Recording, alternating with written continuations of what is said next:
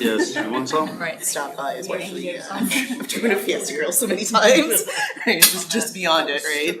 So coalesce and move us forward. Yeah, it's not meant to be all encompassing, so I'm glad you added it.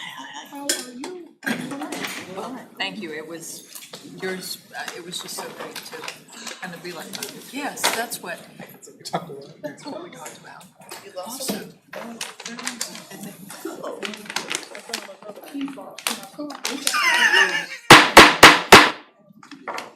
Thank you. Good evening and welcome to the Orange Water and Sewer Authority Board of Directors meeting this Thursday, September 11th, 2025.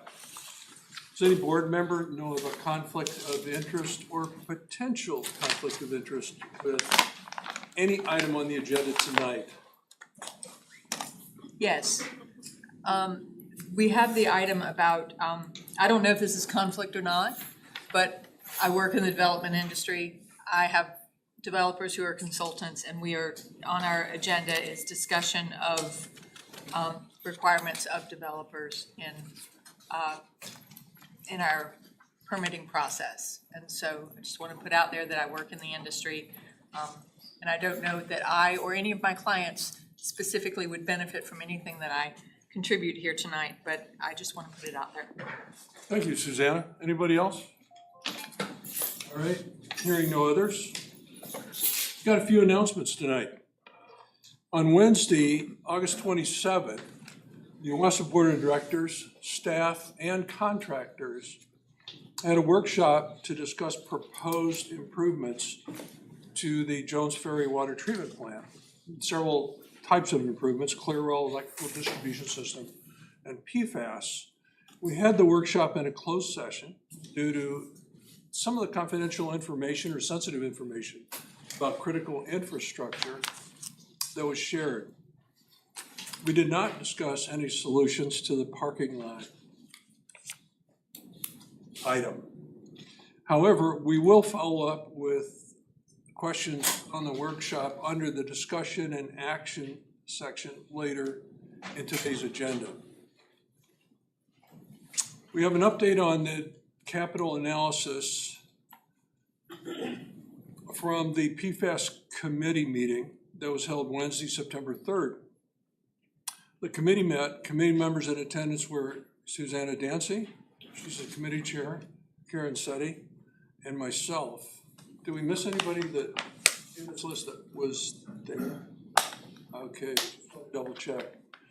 And the committee reviewed information from the staff and will provide a report at the October 9th meeting of the full board.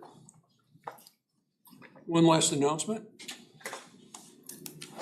The Board of Directors will hold a rate study work session on Thursday, September 25th at 6 p.m. right here in this room. Are there any other announcements by board members? Any other announcements by staff? No, thank you. We're going to move on to petitions and requests. And the board has received a request to speak from Peter Burke. Peter, if you're in attendance, please feel free to come to the podium. Yes, sir. And let us know your name, and you have 4 minutes for your comments. Thank you. Then I better start. Oh my God, this is loud. I'm Peter Burke. I live in a Weatherhill Point with my wife, and we were flooded out on the July 6th. And we're hoping that that experience would never happen again. But I'm here to talk to you all because, first of all, I'm really pleased that OWASA is working with the Orange County Emergency Management people and the town of Carrboro to look at, have an after action review, look at learnings from the experience that night and after. And that in a community meeting we had online 2 weeks ago, Mr. Taylor did commit OWASA to looking at solutions for improving storm warning, flood warning, excuse me. So it's something that we're pleased that OWASA is moving in that direction. Now, speaking for myself, I've been looking at flooding in our neighborhood for a while via the North Carolina Flood Inundation Mapping Network. And I remember going back to Florence and watching the flooding in our neighborhood that morning and wondering, okay, how does this connect to the lake?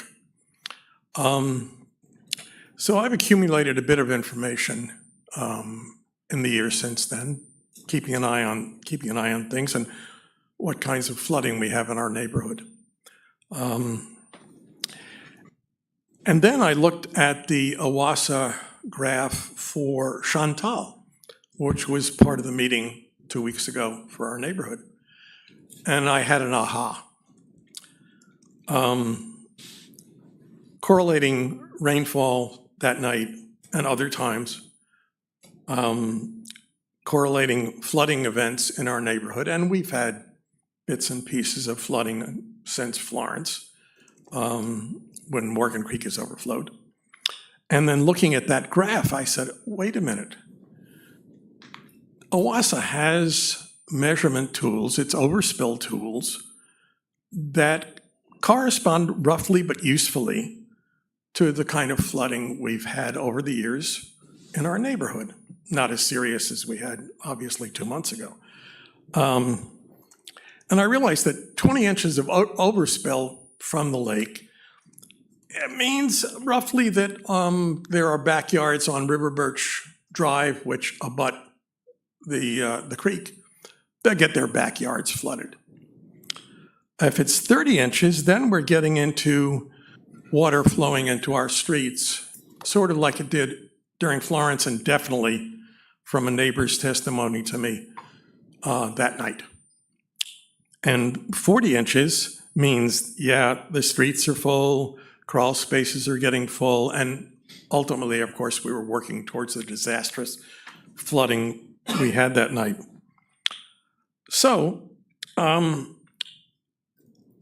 the kind of circumstances we had that night, and we will have in the future to some degree, unfortunately, I urge OWASA to use those kinds of tools to communicate with Orange County Emergency Management and the town of Barbaro, who can get in direct touch with us and let us know what's going on. At our end, we should have persons designated to get that information, a text tree, a phone tree, banging on doors, whatever that it requires, because that's our responsibility.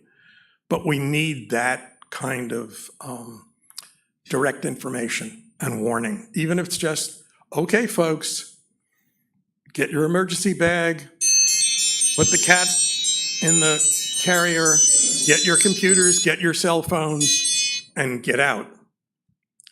Because that's a possibility, obviously. Or, folks, there could be serious flooding tonight, get yourselves ready. Which we didn't have on the 6th. Mr. Burke, thank you very much.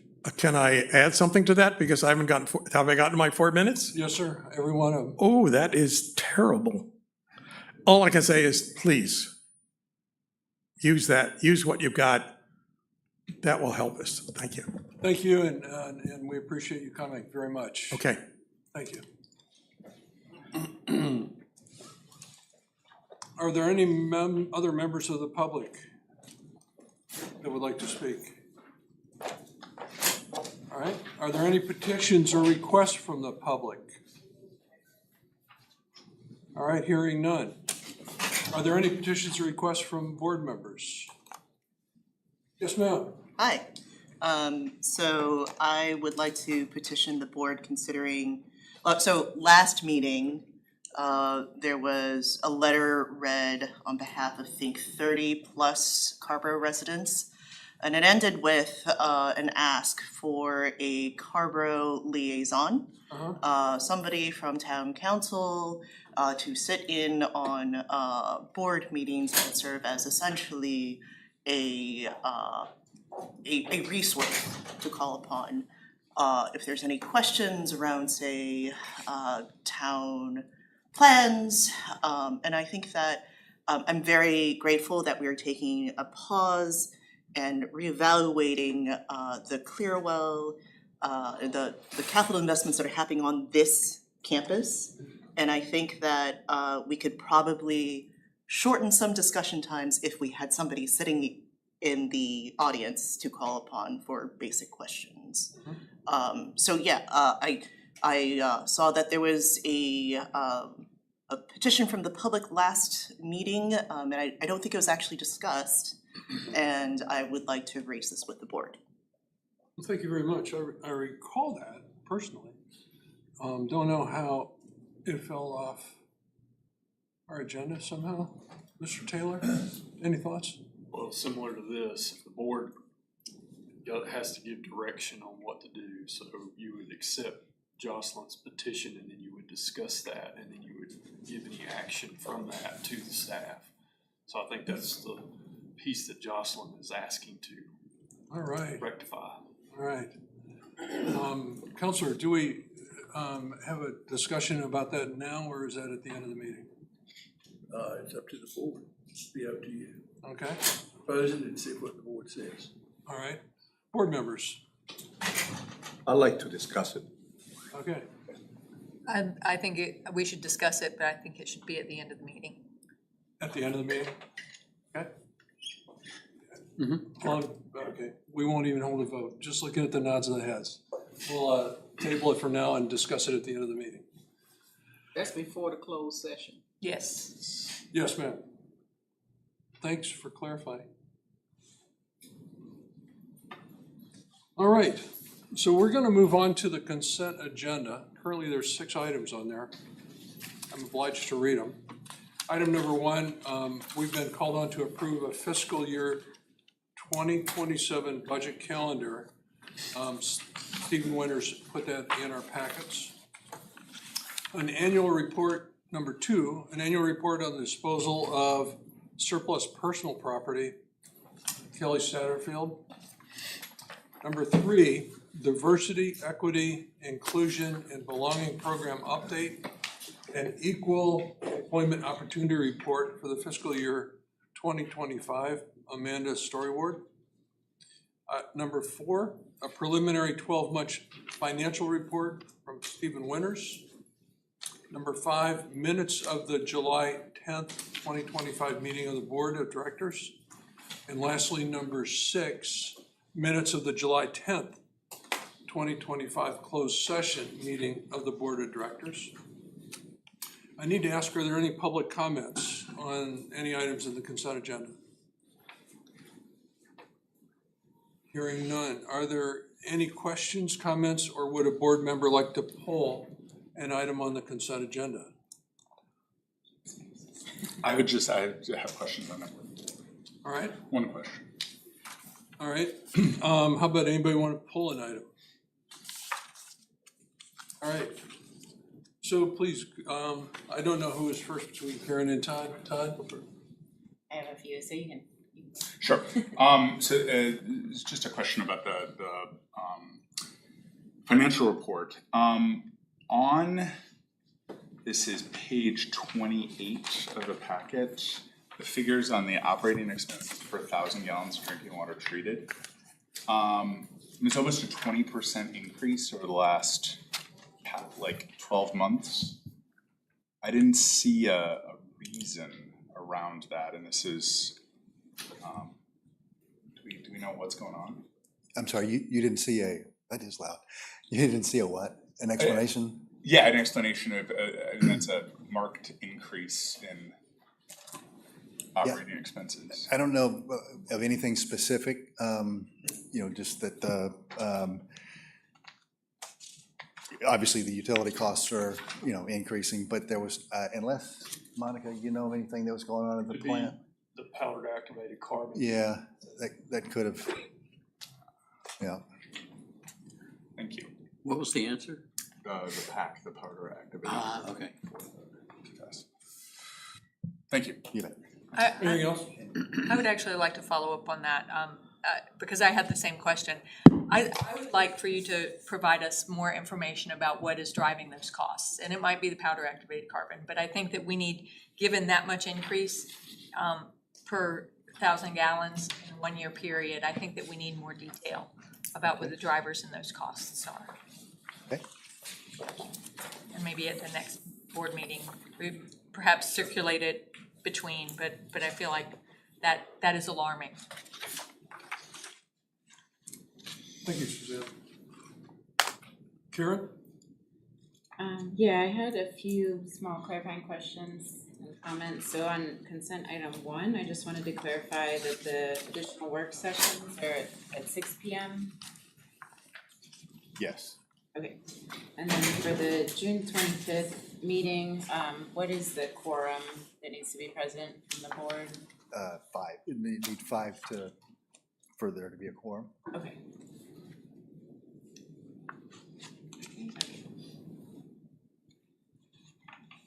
And then I'm on the DEI report, number 3.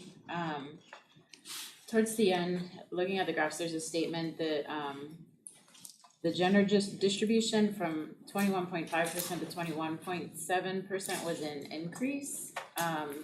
I would say that's statistically the same, and so I would like to see that called out as something that did not change. And it would be nice to see a section towards the end that just acknowledges existing challenges or continuing areas of work. So some sort of future direction section. And then What page was that on, Karen, just for reference? 21 of 58 or page 15 of the report. 21 of 58, Yeah. or page 15 of the report. Yes. Thank you, Karen. And then on consent item 4, just a small question. It says that the sales were greater than expected, but then the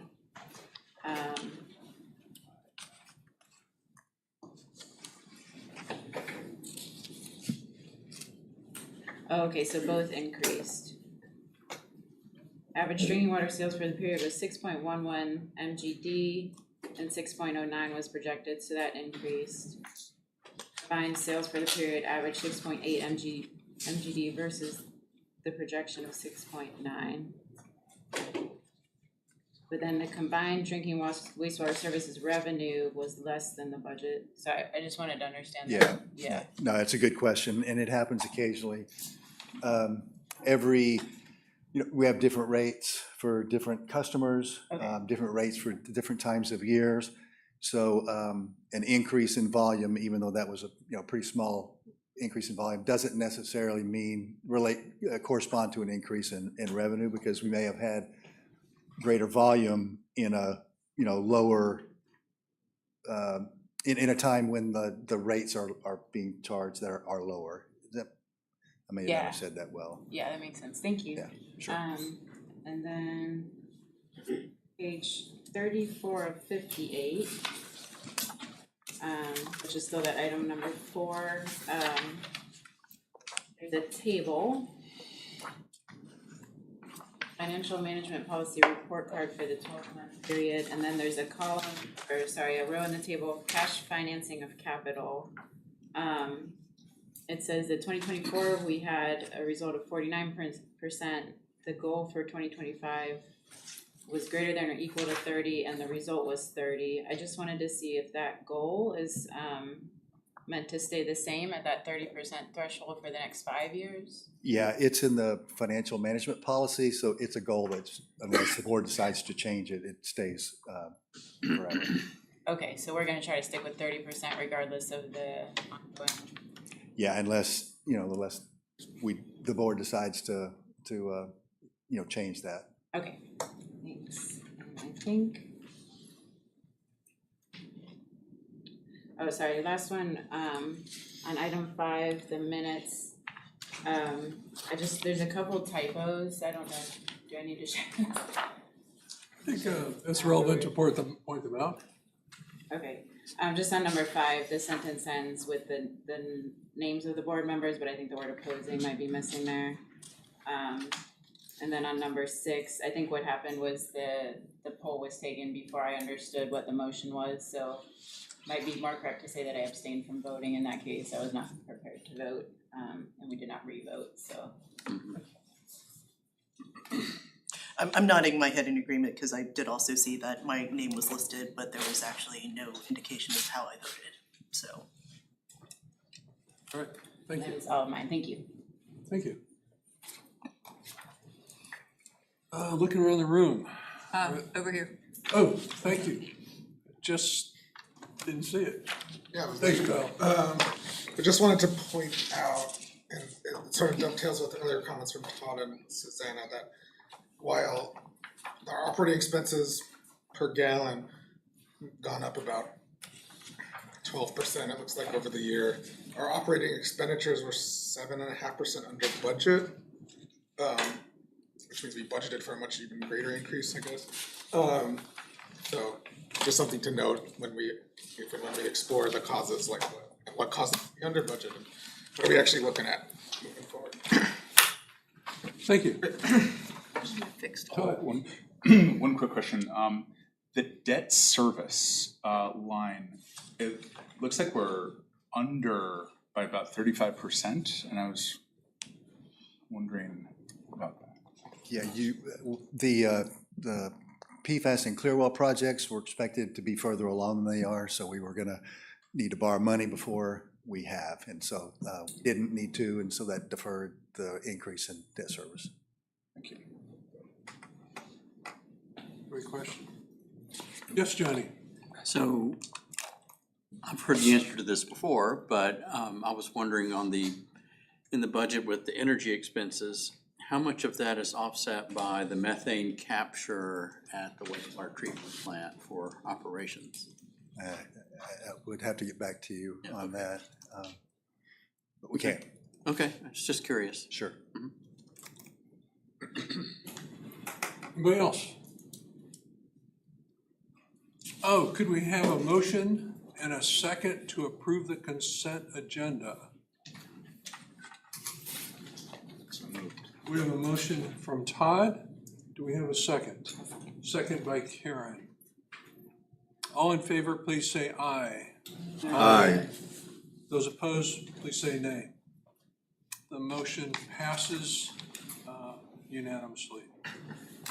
We're going to move on to the regular agenda. This is the first discussion and action item. It's a follow-up on the Jones Ferry Road Water Treatment Plant Improvements Workshop on August 27th. Monica Dodson will provide that for us. Thank you, Monica. You're welcome. Good evening, everyone. Again, Monica Dotson, Deputy Executive Director for WASA. So as Michael mentioned in his updates, on August 27th, the board, WASA board staff, design engineers and consultants met to discuss the PFAS treatment facility, Clearwell, and electrical projects. This meeting was held in closed session due to the sensitive nature of information that was shared, specifically information about our critical public water infrastructure. During and following that workshop, the board brought up some really great questions, and we want to take some time over the next several months to carefully work through and discuss these questions with the board. We recognize that we are asking you all to make some really big decisions and approve spending $150 million. So we want to take the time to work through this in the coming months to help gain a better understanding, build confidence and comfort in our decision-making. And we're hopeful that the approach that we've proposed here will help us move through that together with comfort and clarity and confidence. So we have paused all of the design work on the Clearwell electrical and PFAS treatment facility, as well as the work on the parking analysis until we can have further discussion and decide on our path forward. So in the board packet, you will see 5 topics that we've identified for further discussion and a proposed schedule. The very first question that we need to answer impacts all the other decisions that we need to make. And that first question is, given OWASA's forecasted peak water demands, is it still appropriate for us to be designing the water treatment facilities to a 20 million gallon per day capacity? And we propose coming back to the board next month in October with this discussion. Within this topic, we'll talk about provide a background on the projection, the demand projections, how were they developed, where they came from. We'll also provide information on historical demands as it relates to these projections. So our average day demands, our peak day demands, our hourly day demands, as well as operational considerations. Once we've had a decision on the design criteria, we propose coming back to the board in November to revisit the appropriate size for the new Clearwell. There were several questions in the workshop about assumptions and safety factors that are considered when designing and sizing a nuclear well. So we'll provide more information about that. We'll also revisit the operational risks and benefits when considering additional resiliency and redundancy within the clear well. And we'll also provide cost differences in the different sizing of the clear well. Also in November, we'd like to review the alternatives analysis for PFAS treatment in drinking water. Within that discussion, we'll provide an update on our PAC optimization efforts. We'll also discuss the PFAS treatment alternatives analysis of powder activated carbon versus granular activated carbon. And we'll also provide the board an update on the state of science on emerging technologies with PFAS treatment. So what are the new and emerging technologies, and has there been any progress on those? In December, we proposed coming back to the board with a discussion on the Jones Ferry Road siting and project sequencing questions. There were members of the board that were interested in getting more information about specific site plans. Both of those siting plans included taking the clear well and putting it behind the water treatment plant on the east side of the campus. One of those options was building PFAS on top of the new clear well behind the treatment plant, and the other option was the clear well behind the water treatment plant and PFAS being built in the existing clear well location. So if members of the board agree with further evaluating those options, we can come back in December with more information on that. Additionally, within that discussion in December, we'll talk about project sequencing. So, we heard several questions about what efficiencies are made possible now that we're sequencing these projects. So we'll come back with more information on that. So what we need from you all tonight is feedback on this approach. Did we capture all the topics, the topics here listed? Did we capture all that? Is there anything within these topics that we can bring back to the board to help answer questions and facilitate our decision-making? Did we capture all the topics you'd like for WASA staff to bring back? And additionally, we'd like to get consensus on further evaluation of those two siting options that we talked about. So with that, Mr. Chair, I'll turn it back over to you to facilitate questions or comments from the public and discussion from the board. Thank you very much, Monica. Are there any public comments? All right, hearing none, seeing none. Board members. She was lit up first. You beat me. Oh, So I unfortunately had to leave a little early from that meeting, but I was curious in the number 5, the Jones Ferry Road campus site plan. I don't know what the discussion was around moving nuclear well on top of, putting the proposed PFAS treatment facility on top of the clear well. Mm-hmm. Was that discussed further? But I thought that was deemed to be difficult, not impossible. Yeah, so we had looked at that from a high level and ruled that out pretty early on because we were considered about what the potential cost of that would be. So yeah, it would be difficult, but it's something that we could further evaluate about the possibility and the cost that would be associated with that. Anything else? Yeah, I'll just piggyback on that one. I feel like the just sheer weight of the water being above something that needs to have a roof that doesn't collapse and needs to have access to the thing below it would eliminate that pretty quickly for me. So I don't know if I can do a quick poll and see if that's an issue we want to look into further. Mm-hmm.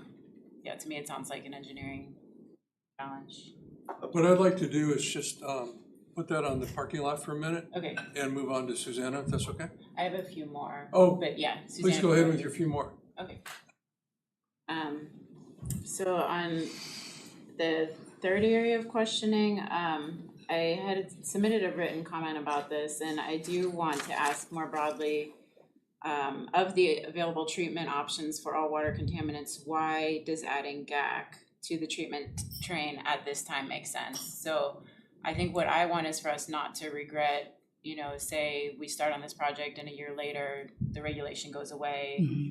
We decide, the PFAS is not an acceptable level. I don't want to regret that decision, so I want to make sure that we're looking at it holistically.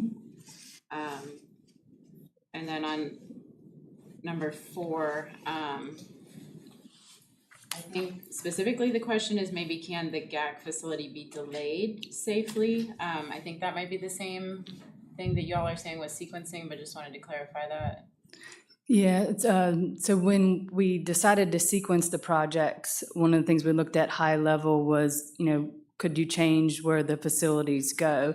If the facilities could go behind, both of them could go behind the treatment plant, that does potentially create some opportunities to save some cost. I think this is coming out of Susanna's question that she put in an email and in a follow-up. So what we want to provide better clarity on is by sequencing these projects, are there efficiencies and ways that, what was reviewed when we reviewed sequencing those projects that could have led to some efficiencies.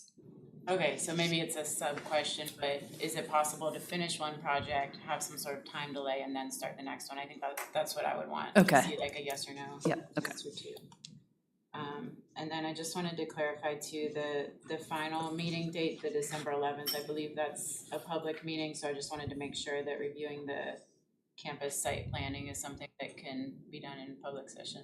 Yes, these would all be done in public session. Okay. Yeah. Go ahead, Susanna. Susanna?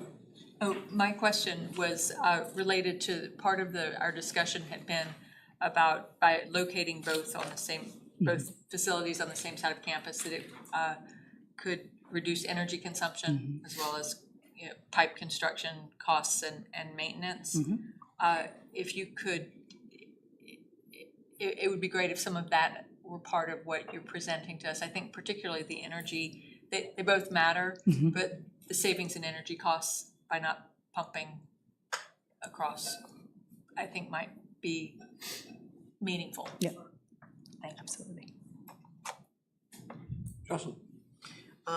Given that project sequencing and the Jones Ferry Road campus site planning is gonna be in December and very close, starting to be when people start leaving town, I want to make sure that there is the ability for people to attend and participate meaningfully, and I would propose that we do it after the holidays. Okay. I think we'll need to take that under consideration, maybe in the October and November meetings, if that's okay. Yeah. Okay. Nice point. Anybody else, Amara? No?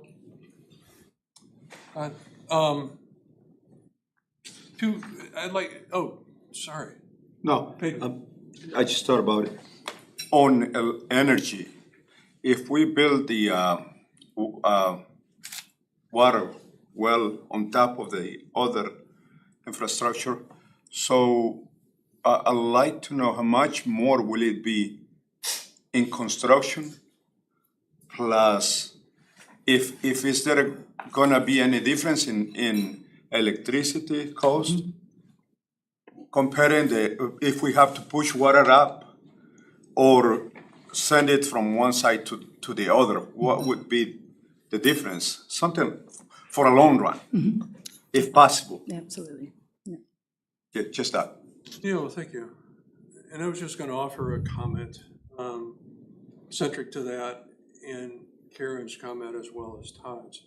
And in the closed session near the end, it was my observation that putting the Clearwell on this side of the campus involved a lot of pumping and piping. And knowing a little bit about construction and structures, I just asked the staff, or y'all, through the staff, to consider commissioning the consultants to look at the cost trade-offs. And Karen, I believe that, I understand the concern about putting that on top of a lid on something we don't want to fail, but I do believe there are engineering solutions to that, but I would like the consultants to respond to that, not necessarily what I think or just an opportunity. And I think there's a cost trade-off potentially there that needs to be looked at. And it kind of involves putting both those facilities on the other side of the campus, whether they're stacked or they're linear. Sure. Hello. Yes, thank you.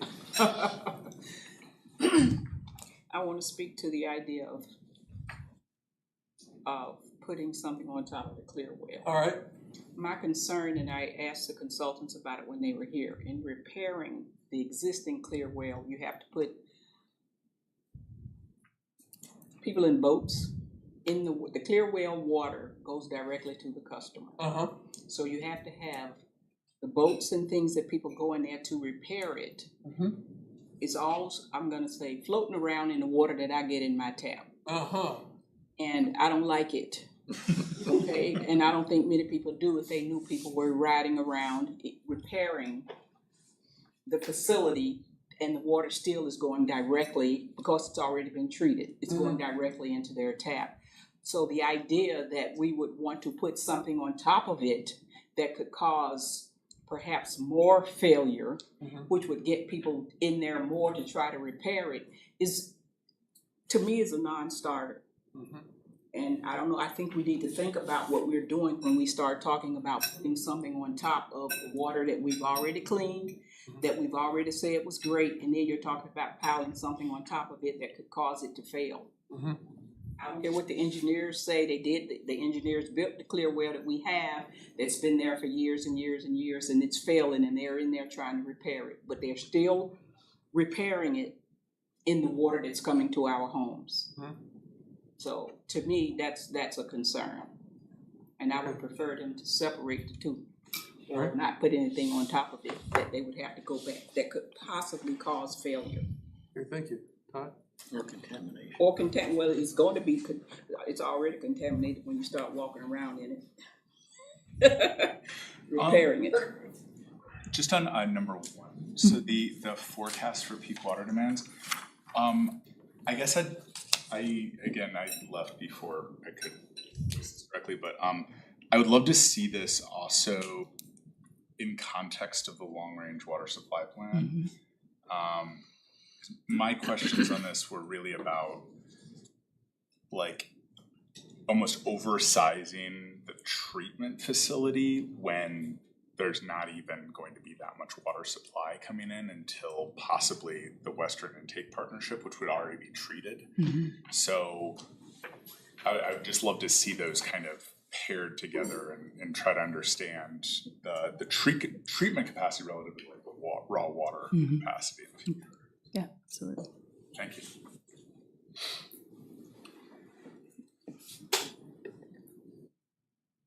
Just looking around and listening to the comments, do we have a consensus to move forward on item 1?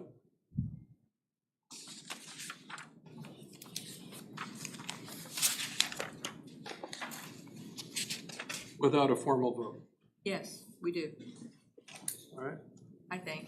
I mean, I'm only one person, but I didn't hear any dissent on that. I think a raise of hands might be the quickest way to, not that it's a vote, but just, who's okay with moving forward on item Counselor, is 1? that acceptable? Well, it's not a formal vote, but I mean, a formal action, unless there's a motion, but you might express it by using the words without objection. This is how we proceed. If there's an objection, you can seek a motion. So let me just ask a question. Based on the actions that they requested, is there anything that we object to? Can't we just handle it in the action section? And say, let them move forward with the plan? And then we'll vote on the individual stuff when they come back. Oh, there we go. Are there any objections to moving forward with the plan? Yeah, I think they received the questions and feedback, so now. Let's finish. Okay. Hearing no objections to move forward with a plan? You're authorized to move forward with a plan. Okay. Thank you. You're welcome. Thank you for saving time.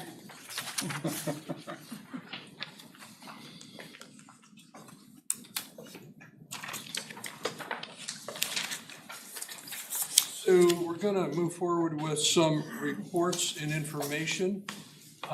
Vishnu is going to lead the discussion on reviewing the development community feedback report. And we have a speaker who will provide comment after Vishnu gives his presentation. Great. Thank you. Sorry about that. Vishnu Gangadhar, Director of Engineering, and there's no action associated with this item. This is a check-in on our engagement with the development community and check-in on the actions that we're taking and plan to take as in response to the things that we're hearing from the community.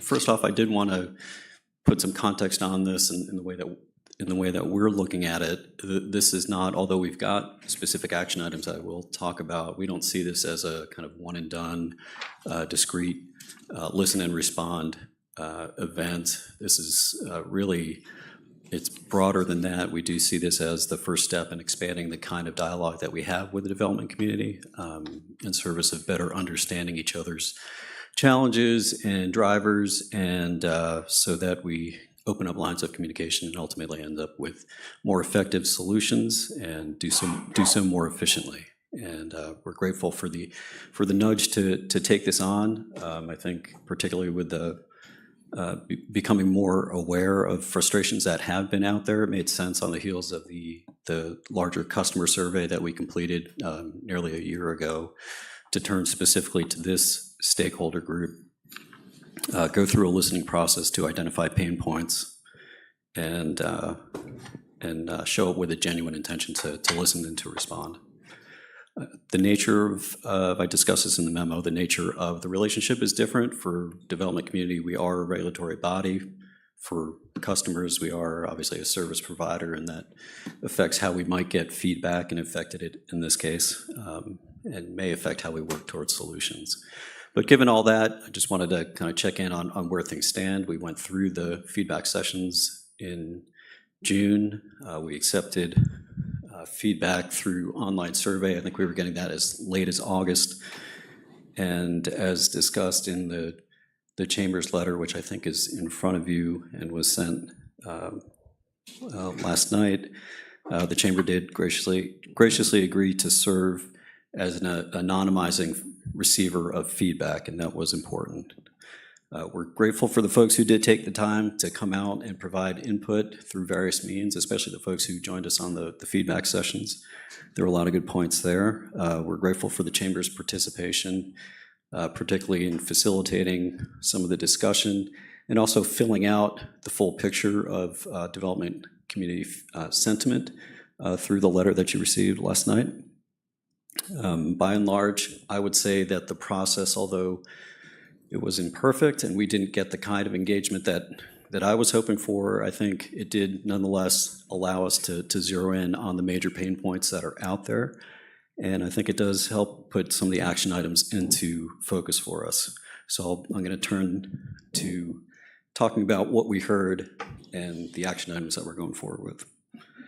And so there are five, there are 5 areas, and I would say the first 3 are probably the most critical in our estimation. So first, the design review process. We did hear, despite the positive comments about staff accessibility and availability and responding, there were some concerns about certain projects with multiple review rounds and overall like a long time to get from the start of the process to the end of the process. And we're going to take a look at that.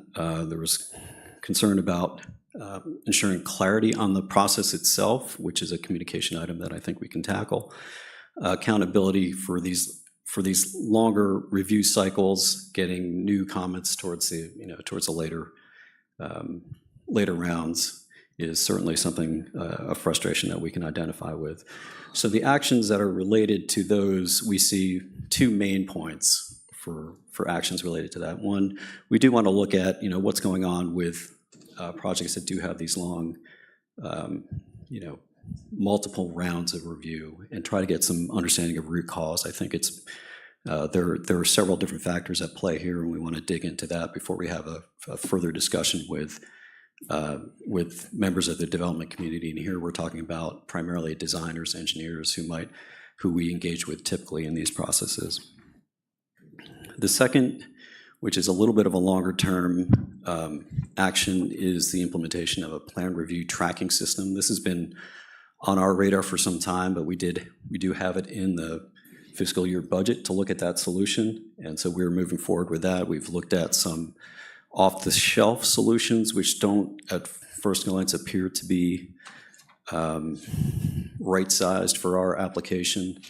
But we are pressing forward with looking at some different off-the-shelf items, as well as the possibility of developing a particular application. I think this is something that will serve both staff and the development community to provide some clarity on the process. The next two are board level items that we've talked about before. The first being planning for expansion in undeveloped areas, and we've got a specific board strategic plan that is the Planning for Growth Initiative, which specifically addresses this, and we reported back in July about the need for conceptual plan, and specifically for the expanded service area in the south of Chapel Hill. And so it became clear through our feedback sessions, this is very important to the development community. And our direction from the board from that meeting was to go seek third-party funding for the completion of that plan, and we're still in process with those discussions. The other piece of that would be that we heard from the development community was desire to relook at potential cost-sharing mechanisms, and we talked about this to some extent back in February when we were talking about development review policies. The idea that we've got a principle of the benefiting party pays. Is there some revision to some of the policies that we have, or expansion of the policy that we have, that would still keep us in line with that kind of fundamental requirement that we have? And so staff does have some ideas on that, and we do expect to get that before the board before the end of the calendar year. So that's the first three items. The fourth is a desire to look at certain specific requirements, and these were not necessarily surprises to us. The easement requirements, backflow prevention requirements have long been topics of a lot of concern as we go through our design review process, but we want to do that review in a collaborative fashion and come to some outcome with the review of those and potentially other specific requirements that we may look at. And then the fifth revolved around communication. We received some feedback that it was not always clear when we were making changes to policy and standards and specifications, and that's certainly something that we can address, and we've got the means to do that. So that one seems fairly easily respondable. There were some other more detailed suggestions or requests that came through the survey and the feedback sessions that we can kind of handle on a one-off discussion. But I wanted to kind of outline the major themes and the action items associated with those that we're moving forward with. And lastly, I do want to say that our team is engaged in this process, and we are looking forward to improvements that may come out of the discussions. We're all interested in, change of process or change of requirements, change of,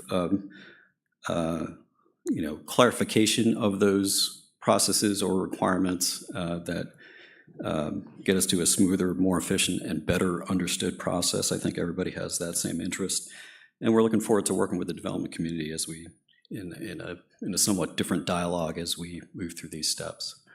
So that's the status that we have right now, and I'm happy to take any questions or feedback.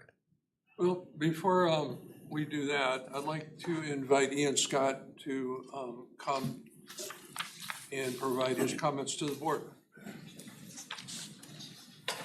And Ian, if you could please introduce yourself and limit it to 4 minutes. Yes, thank you very much for the opportunity to speak. I'm Ian Scott. I'm the VP for Advocacy at the Chamber for Greater Chapel Hill Carborough. We were really honored to be a part of this process and be invited to participate. First, I want to thank you all, the board, for having the desire and willingness to hear from your customers and your partners in the development community and get some candid feedback. It's not an easy thing to do.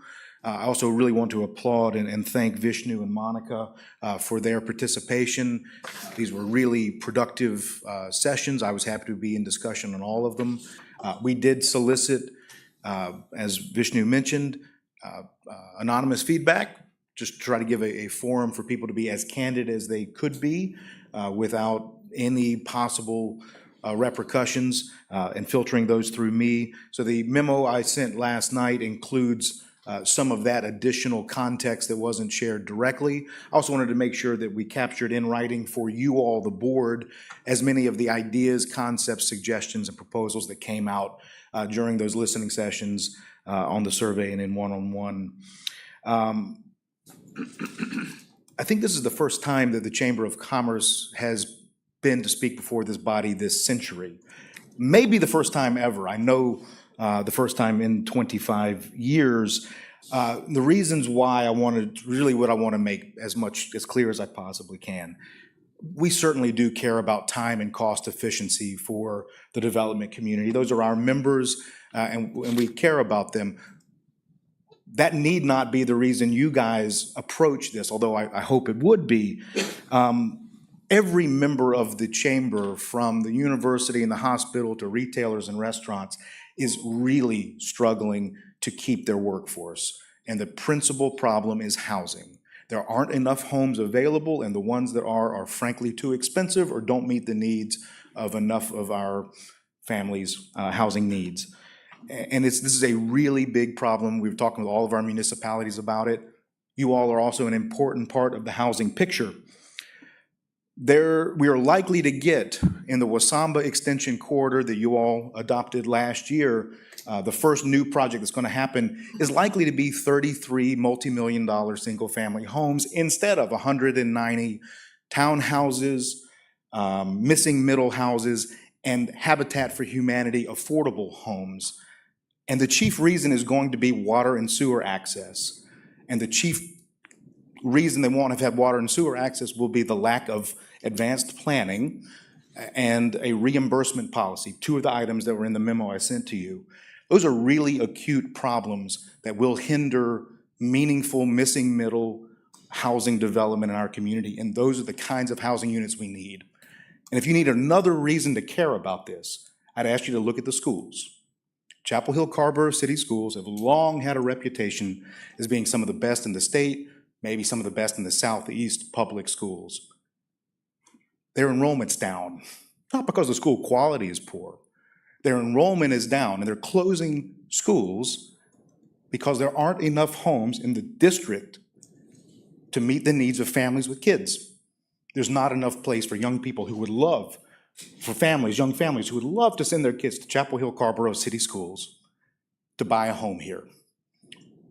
And we're not going to add them without water and sewer access. We're not going to add affordable homes on well and septic. And there's other reasons for you guys to think about well and septic as being a problem environmentally in our community. But I'd ask you to pay attention to the housing affordability and the role you all can play to help ensure more of that. These suggestions are from the development community. It's not always cherished in this town, but we really do need them to help us build the housing units that we need in this community. Thank you all, and thank you to the staff for letting us participate in this process. Happy to be a part of any future discussions and invite, we'll host whatever you guys need. Thanks for taking this on. Thank you, Ian. Also, Holly from the Home Builders Association sent a letter. Is Holly here? She's not. Okay, thank you very much. Are there any other comments from public members? Seeing, hearing none. Board members? Questions, comments, thoughts? Thank you, Todd. Am I gonna be the first one that I gave him that time. Yeah. Karen, I'm so sorry. Yeah, I think just a small comment towards the end. It says that there's an intention to do another feedback survey, and it sounds like this feedback survey didn't go all that well, and what really went well was more the focus groups or the anonymous gathering of feedback. So I would just encourage you to lean in that direction and maybe not put too many resources into something that didn't work that well. And then I just was in general kind of surprised that this was coming to us as maybe this is a crisis moment or this is something that's like built up to be a very big problem. When it sounds like we haven't maybe caught wind of it prior or haven't had communications prior, so yeah, I guess you could just address that, but yeah, also wanted to extend an open invitation to Ian to please come join us, anytime and hopefully get ahead of things next time, Yeah, certainly, we'll, on your first point, we'll take that into consideration as we plan the next round of feedback. I do think some of the discussions that we had probably predated your tenure on the board. We did have some discussions early in the spring, and some of these items were discussed, and particularly the policy items that were discussed tonight. And I think those are, as you heard, those are the ones that are fairly pressing. Can I ask, is this just a matter of being outdated, that we haven't kind of kept pace with the expectations from the industry? I personally wouldn't say it's that. I think there's a change in an overall change in potential development in the service area, and it's something that at this point in OWASA's history, it's something that we need to respond to and make sure that we're positioned for. So I think that's the timing aspect of it. All right, okay, thank you. Yeah, well, thank you for your presentation. And so I guess, you're thinking on why the initial round of feedback gave you less feedback than you expected. I would say that there's ways that you could fix this pretty easily, especially if this is an ongoing engagement. I know WASA is already working with the Odom Institute, for example, who runs focus groups, and what I would suggest is do this completely independently. Have a group basically work with the chamber, for example, as a independent entity, and have a professional focus group facilitator work with them, as well as possibly engage the chamber to do, if you're doing a survey, this is a very nuanced, wonky survey, and this is a very specific group of people, and so even just sampling, folks, businesses that are a part of this, developers, and doing it in person. I mean, you don't need this huge amount of input, but from individuals that are very important, you need a lot of input. So I would think that there's, ways to structure a continued engagement that do get you a lot more kind of consistent input. The other comment I had is on the halfway through, and as I understand, this is kind of for feedback.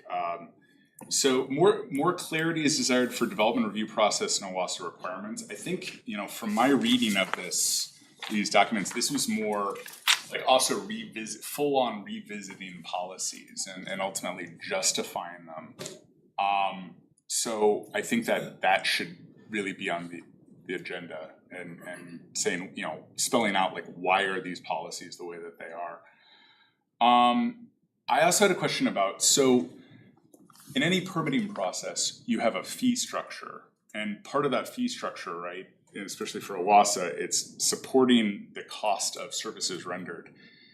And usually if a permitting process is super inefficient or slow, it's because there's not enough people, there's a bottleneck in that permitting process. I guess I'm wondering, what is the bottleneck here? So I wouldn't necessarily say that's the primary bottleneck. I wouldn't describe it as that. I think there are multiple reasons why you might end up with multiple rounds of review, and some of that is related to workload. Some of it is related to the current tools that we have in place for tracking. we've identified that as a source of inefficiency that we're intending to rectify.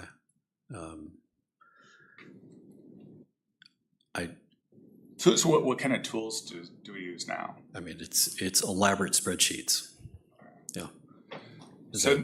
And then in this, you talk about budgeting for FY26 for a plan review tracking system. Do you know what that would be? Well, that's the initiative that we're working with our IT department on, to try to identify what that is, whether that's tailoring an off-the-shelf solution or doing some sort of custom development.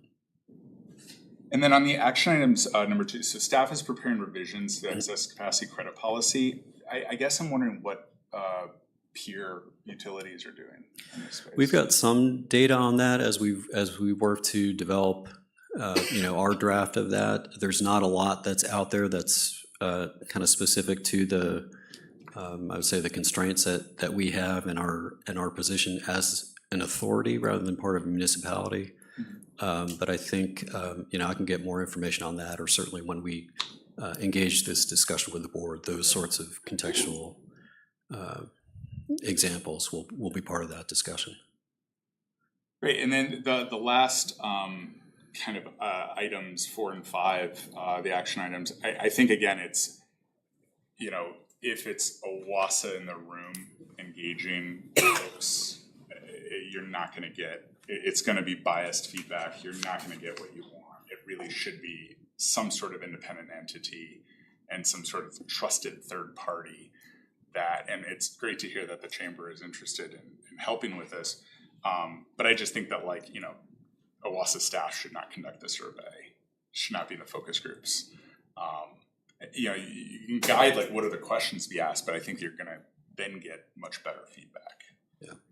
I appreciate that. Our intention is, to the extent we can, there are parts of these issues that have been brought to our attention that I think lend themselves to collaborative problem solving, and we do want to stay in that space of, particularly for the ones that are related to efficiency.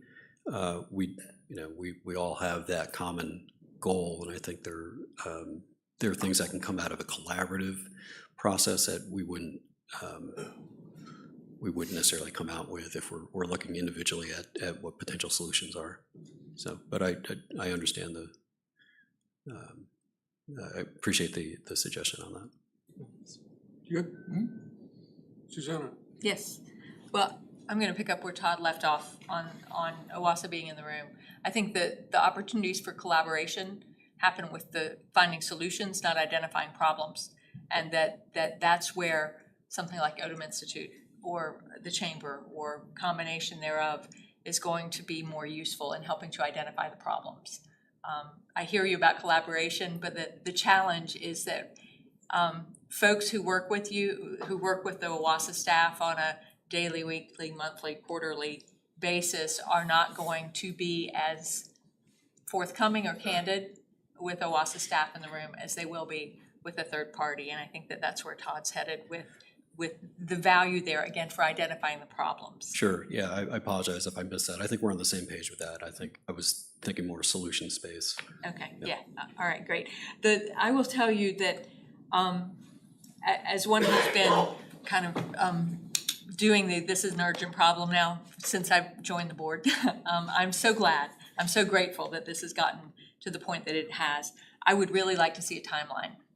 I'd like to see some goals for how you're going to go through this, and I think that there also may be some benefit to doing a parallel track of looking at what some of the specific items that are in both the chamber and in the Home Builders Association documents, to really look at doing so. And this is again building on some of what Todd has said, which is providing a justification for why we do things the way we do.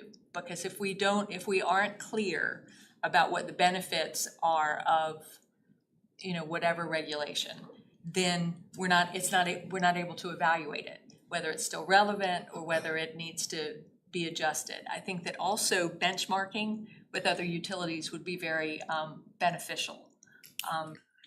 It doesn't mean we do what everybody else does, but it does give us perspective on what the most common practices are in this area, and then how to then evaluate our things. But I really think that component of understanding why we have the requirements that we have would really, and what the costs and benefits are to that, is really crucial for being able to, once you're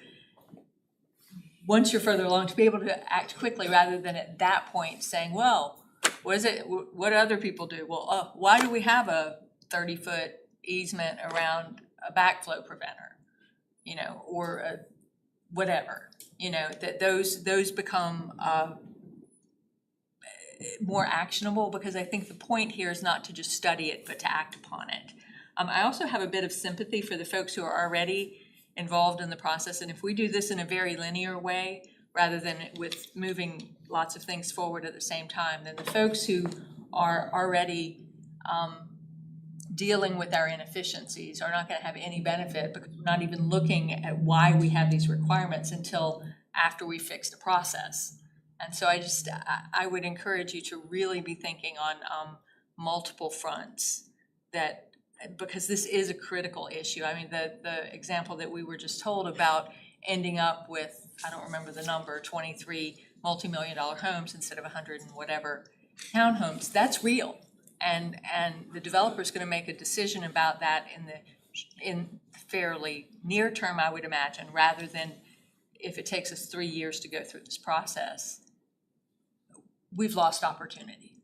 So, yeah, if I might, Please, so yes. there are a couple things.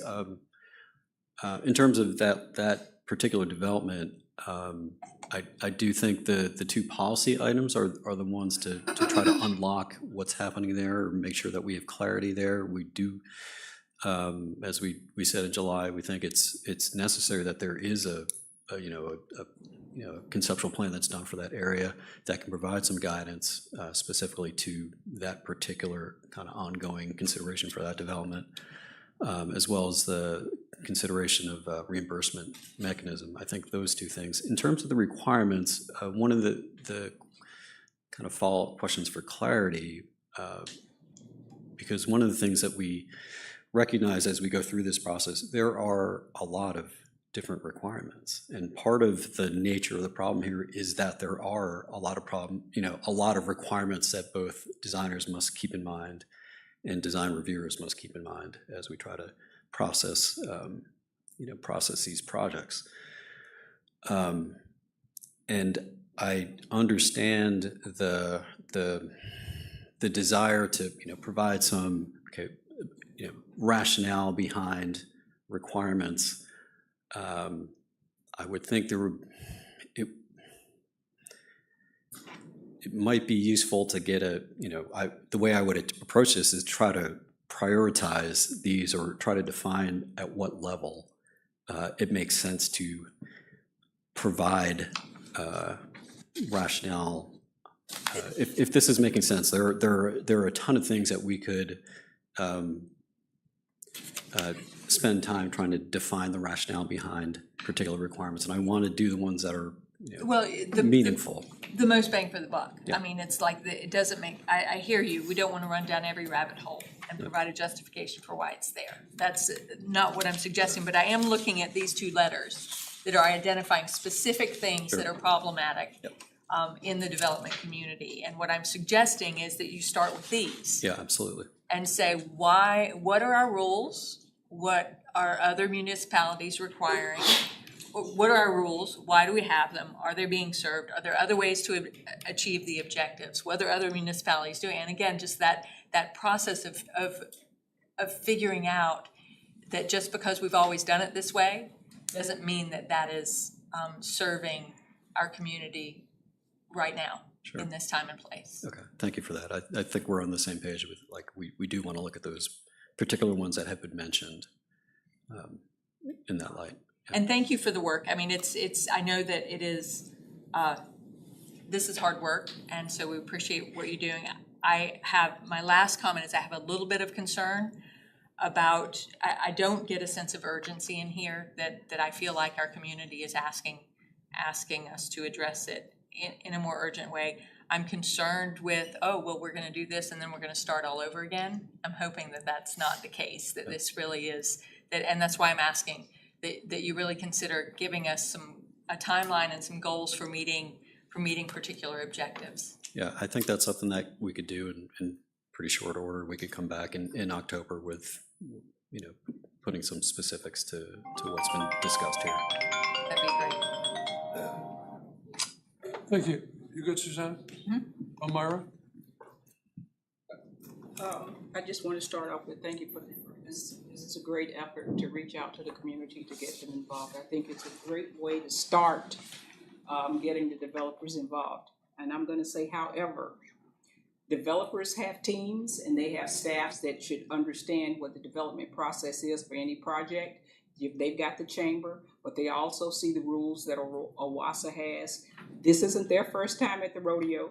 They know when they go into a community to build a project that they have to go through those rules and go through those regulations themselves, and they have staff and people that's responsible for doing that.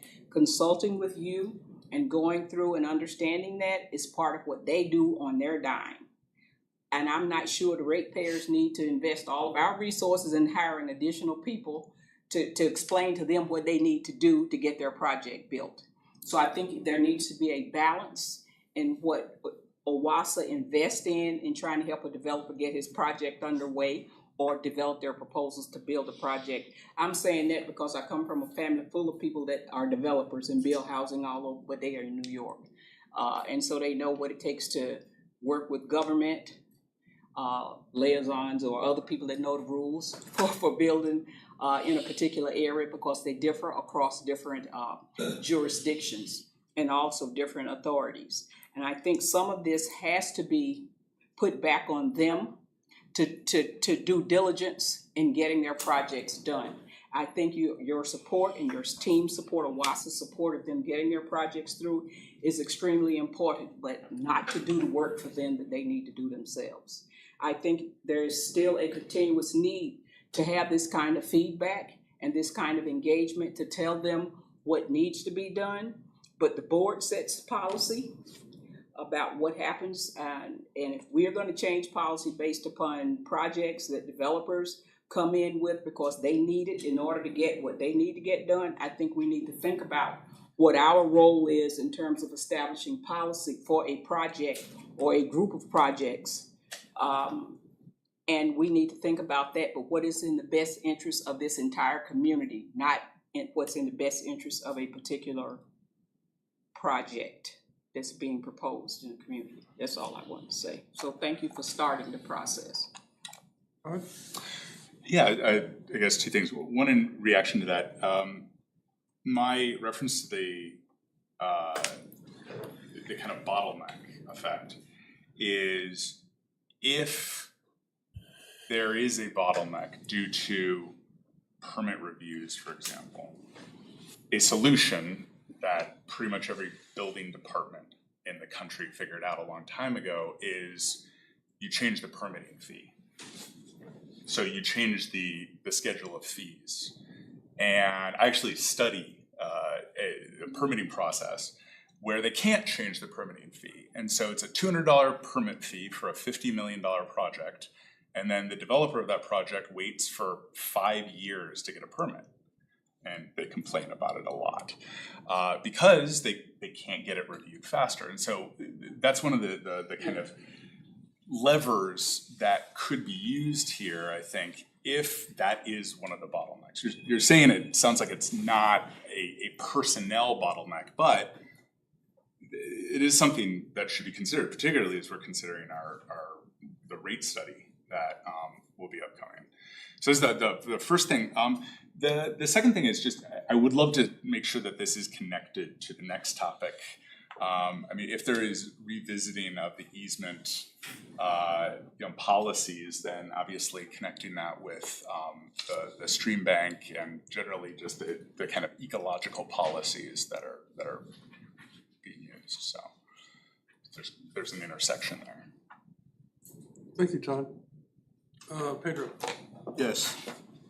I do want to follow up with Zulmira's thought on how to use OWASA resources, to be careful to use, to focus on our mission first, and then I'm sure that mission includes giving feedback to all customers and parties involved in development.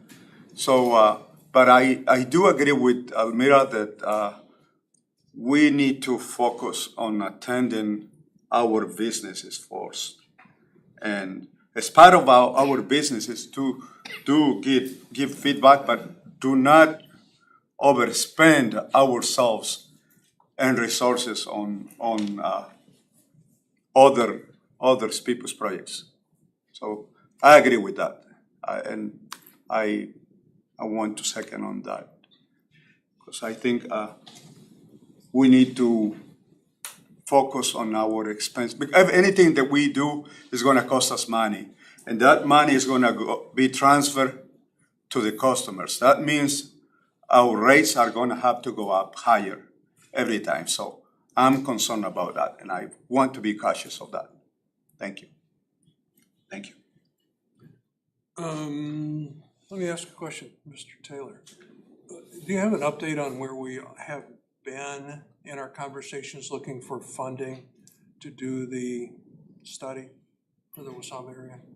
We've had several conversations with town Chapel Hill staff. As everyone's aware, there's or should be aware, there's been a change in leadership there. So the town staff was kind of hesitant to move forward until Mr. Voorhees was here and they had a chance to talk to him about it. I'm actually meeting with him on Monday, so we're moving forward with it. I think there is some interest from the town staff in potentially funding that study, but no firm commitment yet. Okay. Can you remind us what the cost of the study is that you were? I believe $75,000. Yeah, we had a range of 50 to 75,000. Thank you. Any other questions, comments from the board? General counsel, No, sir, thank you. staff? So thank you. All right. Let's move on to update number 2 on potential stream bank restoration pilot projects from Stephen Bailey. Mr. Bailey, thank you. Good evening. I'm Stephen Bailey, Capital Projects Manager, and tonight we're here to provide an update on the potential stream bank restoration or stabilization pilot project.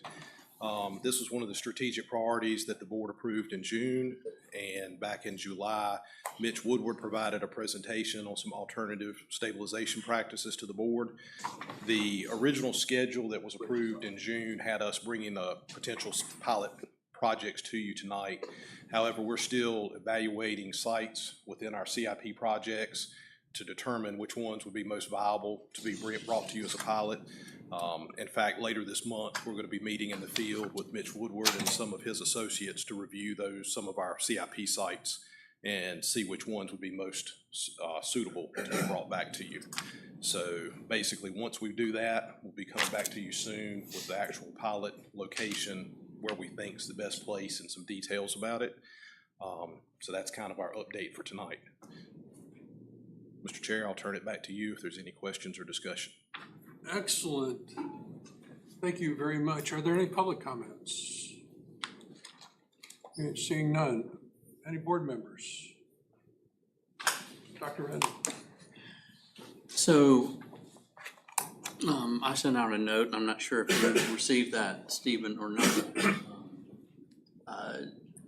asking about the aerial crossings that were going to be replaced on Morgan Creek. Yes, sir.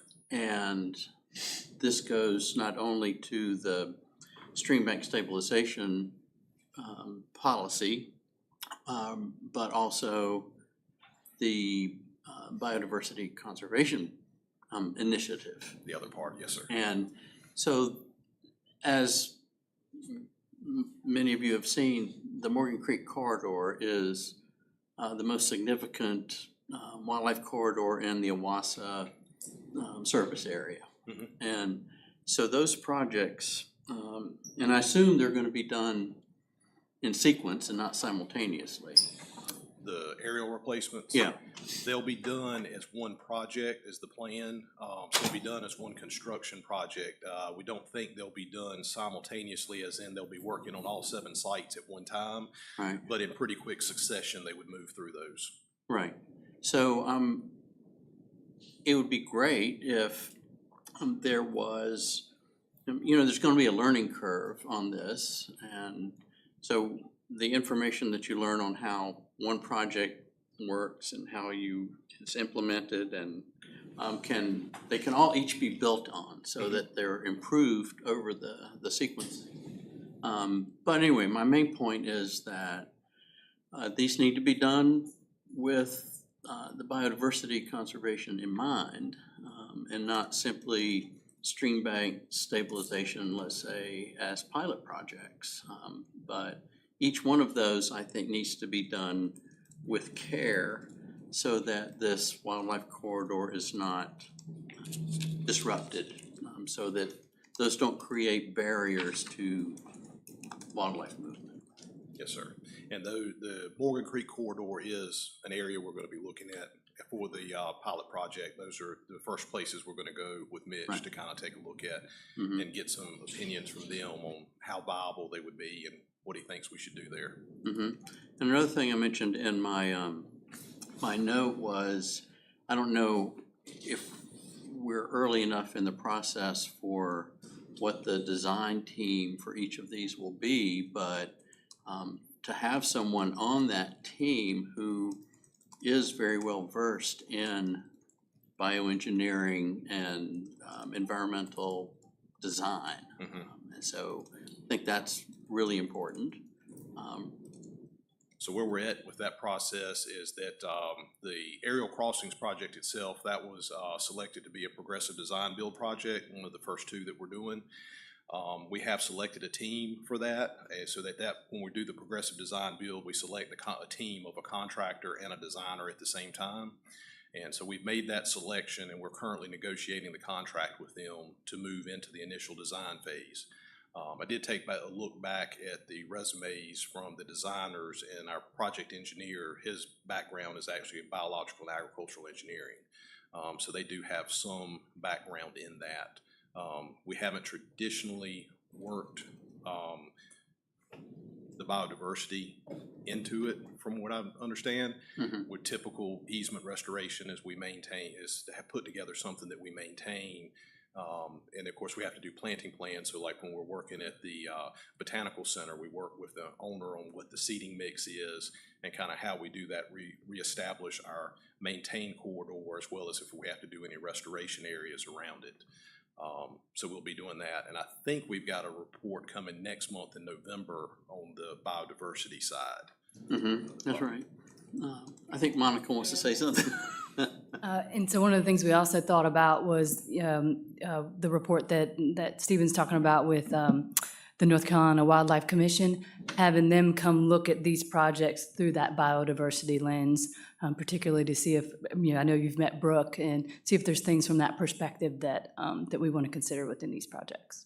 Yeah, I know they're, the Wildlife Resources Commission team, it has expertise in a lot of different areas, and I think that they have the capacity to act as advisors, non-paid advisors, to ensure that this is done in the most sustainable way. And another thing I had a question about, when you do meet with folks on the ground, like the Wildlife Resources Commission or Mitch Woodward and his team, could board members be invited to attend just to learn more about what's going on? Yeah, I would think so, yeah. Okay, so I think that would be great, because I would love to be there, and I'll bet some other folks would too. Yeah, excellent.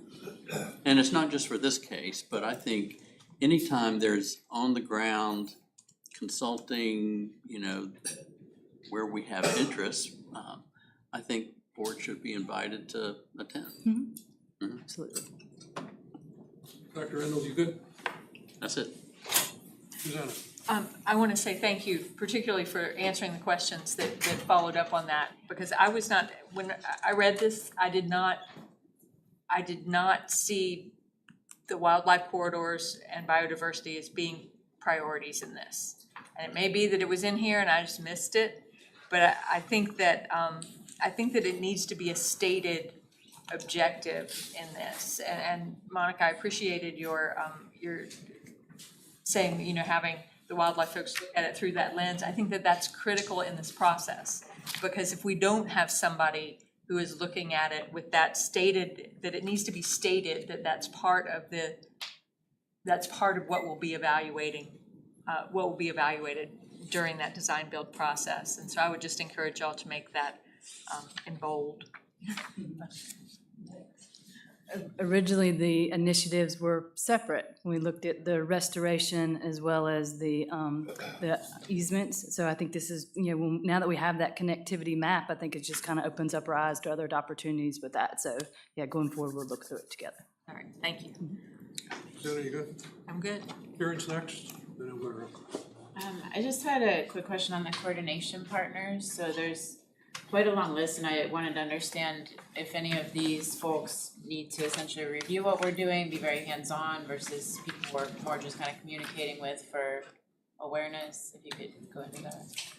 A lot of those are a lot of them actually will be primarily coordinated with during permitting, with some of the different agencies there. Of course, if we have to go through the town, whichever town's jurisdiction we're in, as well as through the Army Corps, depending on what type of work we're doing, how extensive it gets to us to which permit we have to get. Okay, so it'll vary Yep. depending on the location. Okay, thanks. Good? Yes, ma'am.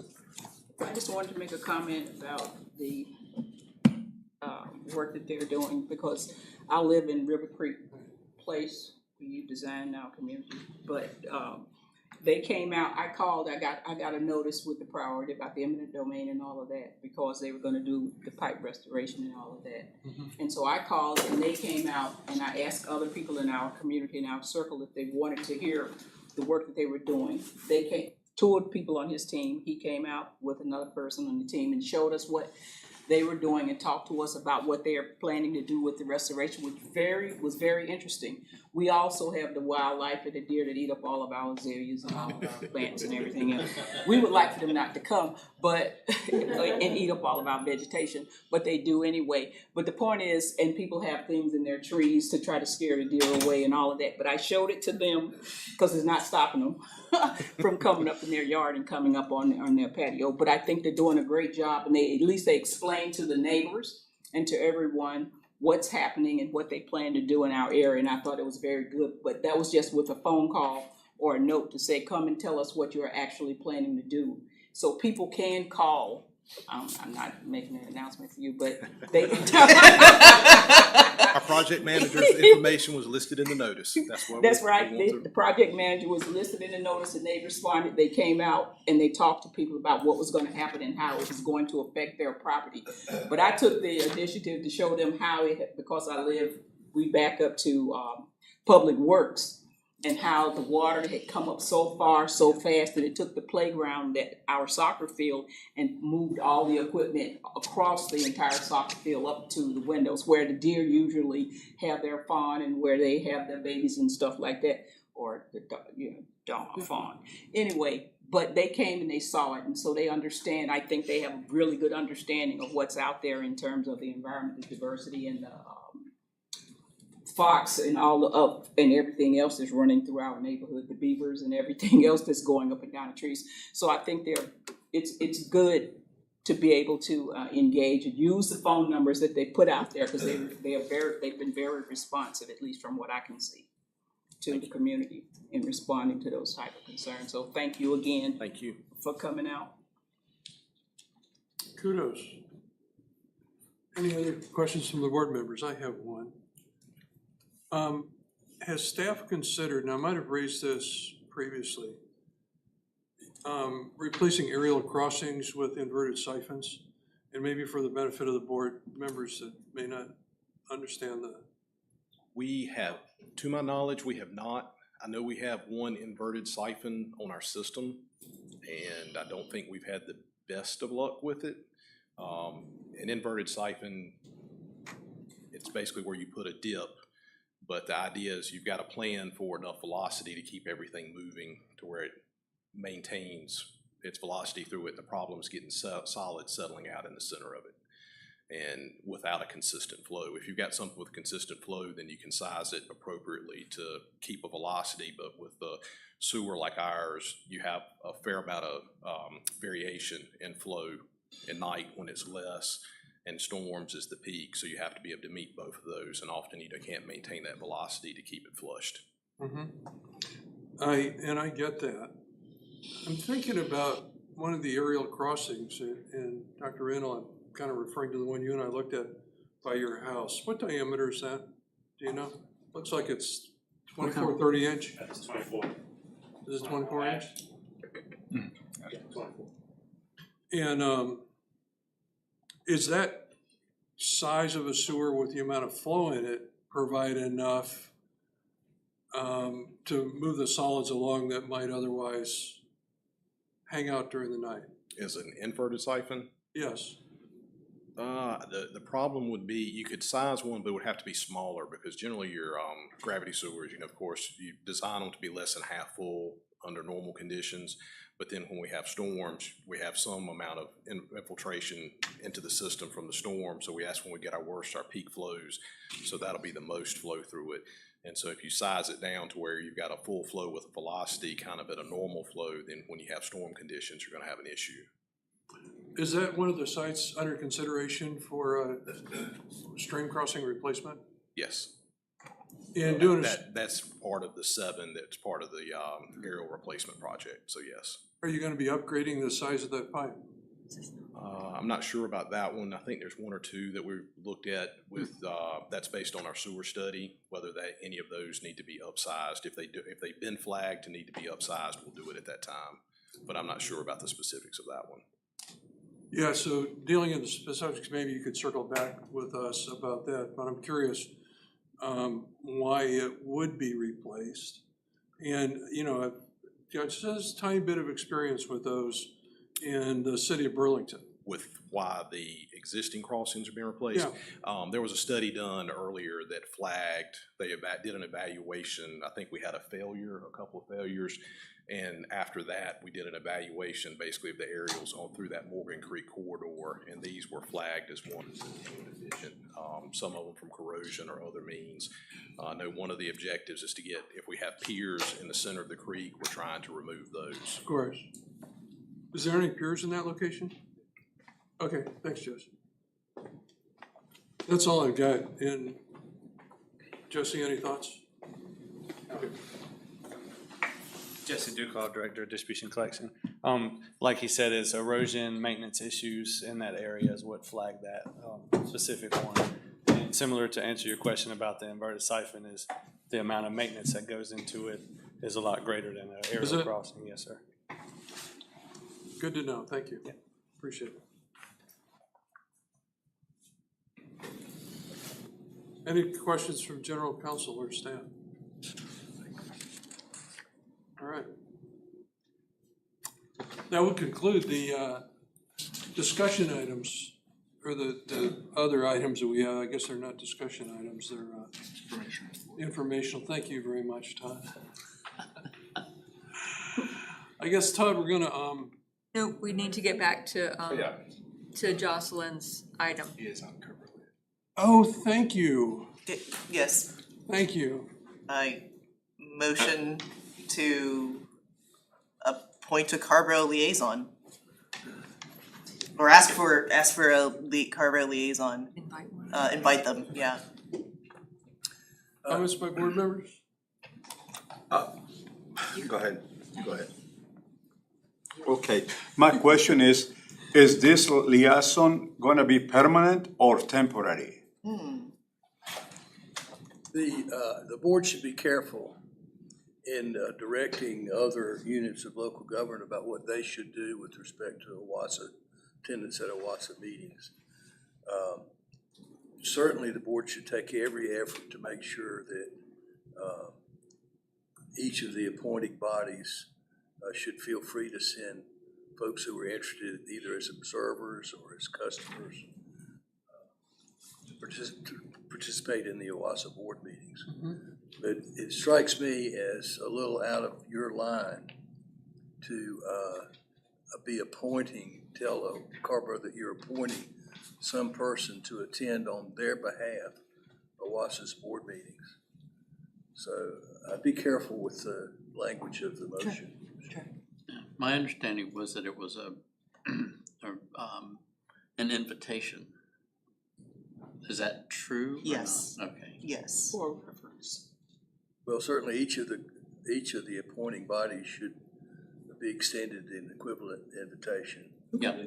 The fact of the matter is that, of course, the board meetings are open meetings, and the more attendance we have by persons who are interested either on their own behalf or as representatives of any of the appointing authorities, the better.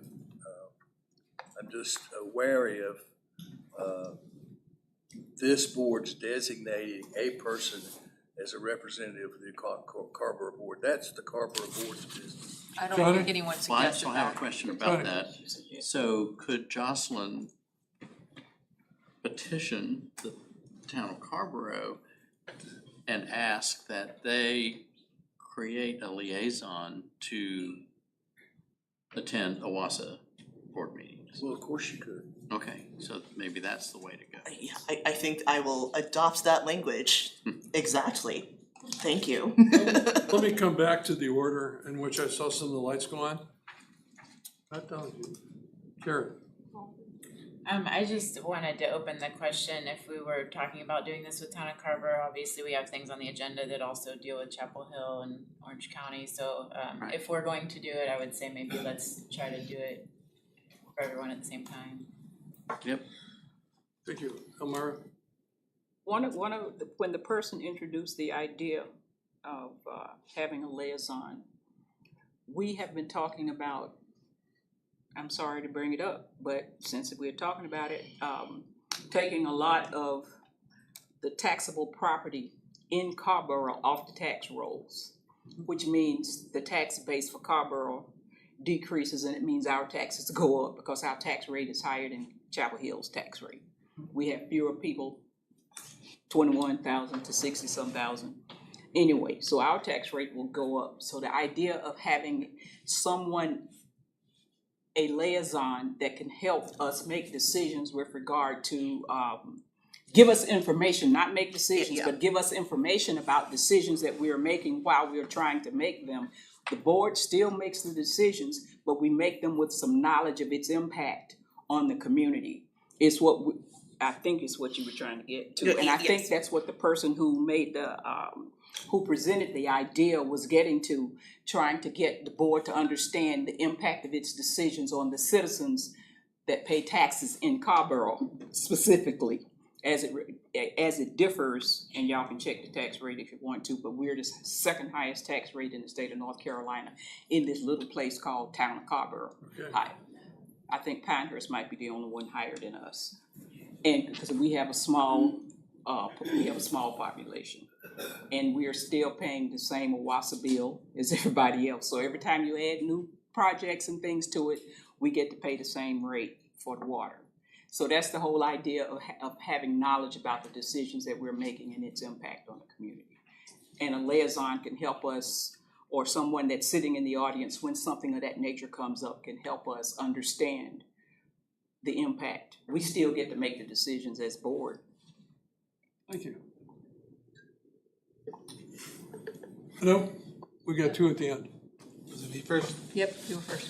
So my question in terms of like, maybe this is a question for Bob. If the desired mechanism is for there to be liaisons that are invited here so that they can provide information, do we have a mechanism to call on people that are ostensibly here as members of the public ad hoc as we have questions of them? Is that like allowed as part of the rules of order? Is that fine? Well, certainly the board could create a mechanism to permit that. I'm inclined to say, not exactly in response to your question, but on topic, that the staff OWASA ordinarily coordinates with, communicates with, obtains information from the staff of the various appointing bodies, in this case Scarborough, and then shares that information with the board when the board is in discussion. I can see that it seems to me that it would be helpful to have someone here from staff to whom the board could expressly direct their questions.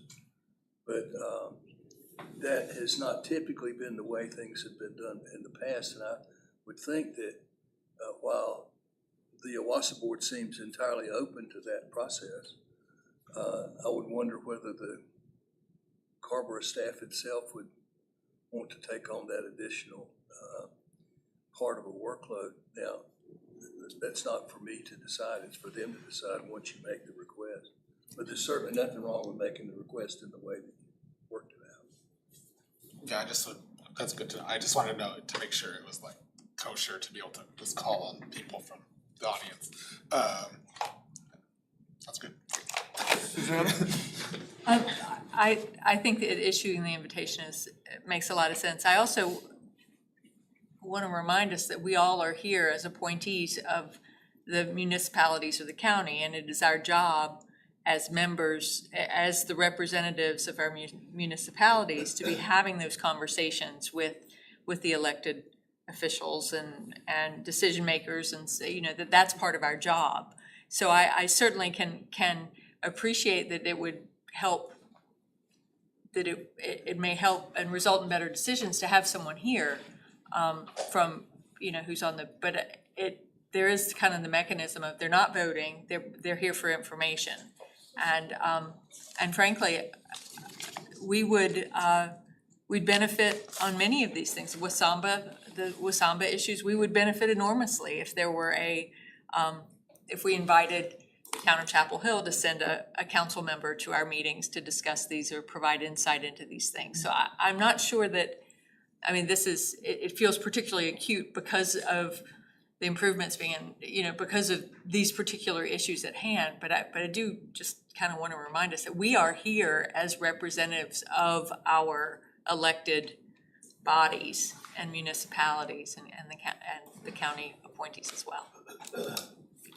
Susanna, Todd? Yeah, so I guess I'm wondering why a town council member. It seems like it would be really useful to request the town of Scarborough designate somebody act as a resource, ideally, planning. Just planner. Because, the reality is we know the staff are talking to them, but if they're not at the meeting, that would be incredibly helpful because we're only meeting once a month. Yeah. So it seems like if it's not actually one of the folks that appointed us, yeah, but rather an actual staff member, that's probably going to have more information in the first place. Okay. And I could definitely see it from both Scarborough and Chapel Hill, just because WASA going to be more frequent topic. Yeah, I think an example has come up, which is so for planning, right? A surprise from hearing the amount of parking spaces that are required versus actually not required, right? There's been differences from what I've heard of talking to staff versus council, but I think that it's up to the town of Scarborough to decide who they want to send over here. And I don't know, maybe it could be instead of a permanent basis that we say, hey, come on over, and we just it's up to them to decide if they want to come here, right? Yeah. Johnny? Let me just add to what you said. One of the reasons. No, I'm first. Go ahead.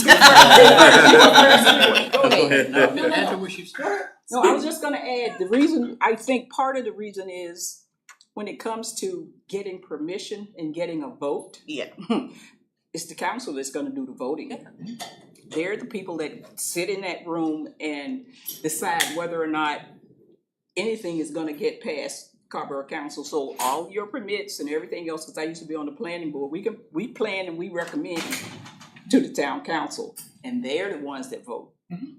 So the person that, if the council used another council person to sit and provide information, they would have the information to share with their colleagues when your material came to the council to be voted on, or when your developers came to the council to get the vote. More so than a member of the planning board or a member of any other committee. That you can get out of committee, but it's, at the end of the day, it's gotta get through the council. That's the only reason, and the more they hear, and I'm gonna say forced to hear because they're sitting in here, they have to hear the discussion, then they'll be able to add more value to the discussion that the council has when they get ready to take the vote. That's all I want to say, sorry. So when the lawyers, button goes on immediately. This might, Go ahead. let me ask this question first. I can remember my question. So based on whatever the topic is that's coming up, and it could be more than one topic at a particular board meeting, maybe it's the job of the manager, the town manager, to decide who might be tapped to attend that particular meeting. Yes, I think that's the point I was trying to make when I said, staff ordinarily deals with staff about those questions and develops an information package. Hopefully it'll be sufficient to the board. Maybe it's not. If questions arise, then they go back and they get more information and bring it back. The problem with suggesting or inviting an elected board member from any of the appointing bodies to come down here and sit in the meeting is that it absolutely tinctures the work of this board. It is, it doesn't foreclose that council member's view as the view that must be adopted, but it daggone sure has an impact that is in excess of the impact that any other citizen might have who came and appeared and spoke before the board. So I think, I would think that the town manager in Carrboro would be just as apprehensive about that as OWASA's council and probably executive director are. But it is absolutely correct that the person to make the decision about whether it would be helpful for Carrboro, in this case, I won't use Carrboro, for Carrboro to send someone as an information resource, that decision ought to originate with whatever OWASA staff person has been designated by the executive director as being responsible for that permitting process. And it ought to then flow through the town manager for the town of Carrboro in making a designation of a person to be in attendance as an information resource. I dare say that this board will not be advantaged by the attendance of elected board members from the appointing bodies if you have 3 or 4 of those appearing at every meeting or even regularly at these meetings. This board, somebody said it already, but this board is designated to make these decisions. This board needs to decide whether you have enough information or you need further information, and then you go and you get that information, it's brought back. And this board makes that decision. The extent to which you begin to intermix this board's work with the attendance of elected officials, I think is really fraught with peril and ought to be avoided. Well, thank you. It just strike me, we may have had enough conversation on the subject. And do we have enough direction going forward to your requests, Jocelyn? I mean, I would like to hear what Todd said. So I guess I didn't see that go on. These need to be Take a battery out of that. brighter. Yeah. They need to make noise. So, You got a buzzer. so I like that idea. I think, so what it sounds like is possibly when the draft agenda would be approved for the next meeting, then essentially whoever your designee is would then request from Chapel Hill, from Carrboro, a relevant attendee. Chapel Hill didn't request it, Carrboro did. Well, I mean, it sounds like invite, right? Yeah, an invitation, the guest request, an invitation. Maybe this is the mailing list that goes around to everyone who's ever attended the meeting. Maybe we make sure those folks are on that list and they're getting those agendas that are coming out. Well, I mean, in this case, it'd be like a specific, you know, hey, we'd love for you to attend on this issue. Yeah, so it seems like It's a, some of that happens already, but yeah, so we need to make sure those people are getting it. Let me ask leadership how you all would perceive that. Well, I think, you know, if there was an agenda item on here that we saw that need, we would do that now. You know, we would reach out, like the planning director, you know, we needed them to be here at the meeting to help us explain something. I think maybe the concern I heard was that you don't really know what information you might need, but it'd be nice to have somebody here that can speak to it. So that kind of puts me in the guessing game of which items do you want to hear something from another entity. So I would need, I think, a little more direction, because I think we would do that now if an item came up and we felt like, okay, we would need them here. And we've done that with the sessions we've done on the parking, is we've invited folks from the planning department, Carver and others to be at those meetings. But yeah, it's kind of well, how do I know what question you might ask and anticipate that to invite the appropriate staff person from the I mean, I'm just looking at like the draft for October, and there's a discussion on proposed methodology framework for parking evaluation. So it sounds like somebody from That's planning. coming back because we paused all of those, so. But that's an example, right? As like a, you know, this is the Carborough. So. But you never know what question a board member is gonna ask, even with the agenda item. We don't know what question. We ask questions that come way from outer space sometimes about an item. Yeah, I don't think it's gonna. They probably think we're out of space, but I mean, we ask a question, but it has policy implications or for the town, whether it's town of Chapel Hill, Orange County, or for Carborough. And particularly Carborough right now, because of all of the land and all these issues with regard to building. And every developer, they're gonna be going through Carborough, and if whether we ask the question or not, they are gonna need to know what these people are doing. Vishu and all the people that are presenting the projects are fine, but when they get in front of the staff, that the town manager, and go through all those boards, they still gotta go through the council and get that stuff passed. And the more that the council knows, the better off everybody's gonna be. And they're not gonna go back and listen to all these meetings. You gotta be kidding. You know they're not gonna go back and listen to 5-hour meetings for 6 months. Let me come back to the question. Yeah? Yeah, I guess I'm not clear what you're saying. So you don't want somebody? No, I like the liaison idea, but I think the town council needs to decide who it is. I don't think that the town manager needs to do it. The town manager reports to the council. Yeah, I would say there is a very nice public notice that goes out, but I think we do need to ask who they would want us to target those public notices at, so that if they see the agendas coming up and they know somebody in their group would want to, you know, be drawn into one of the agenda items, then they have that opportunity. If they don't get that information, then they would have to go find it on their own and guess. And so yeah, I think it starts with maybe making sure the appropriate people are on the list of who's getting public notices of the meetings.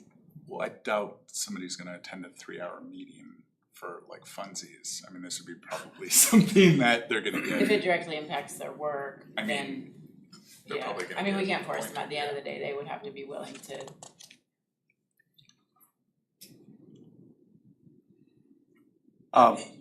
Yes, Pedro. May I? Sure. I'm just worried about duplicity, you know, as the board serves this purpose of overseeing OWASA's operations. And if we have someone else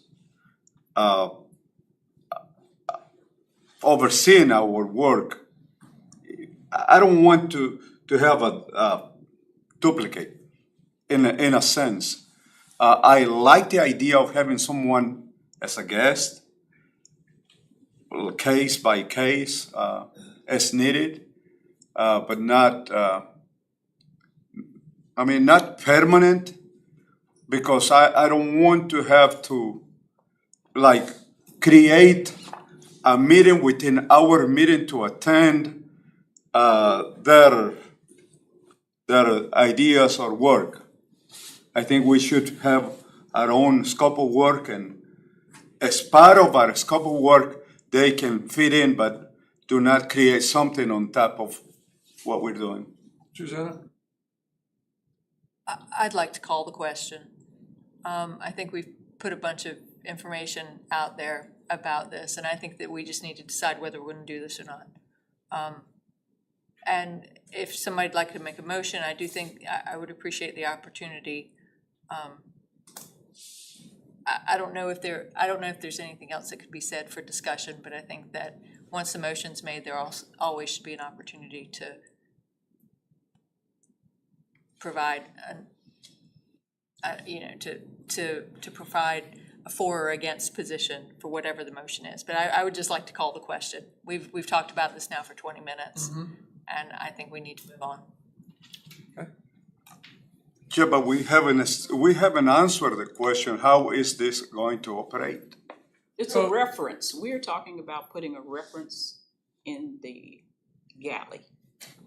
Let's, and I really appreciate what council said about council members weighing in or being here and not being able to speak for the entire council. And so, I think that's gonna be really awkward, but to Susanna's point, I would like to know how the board feels. Should we have a motion?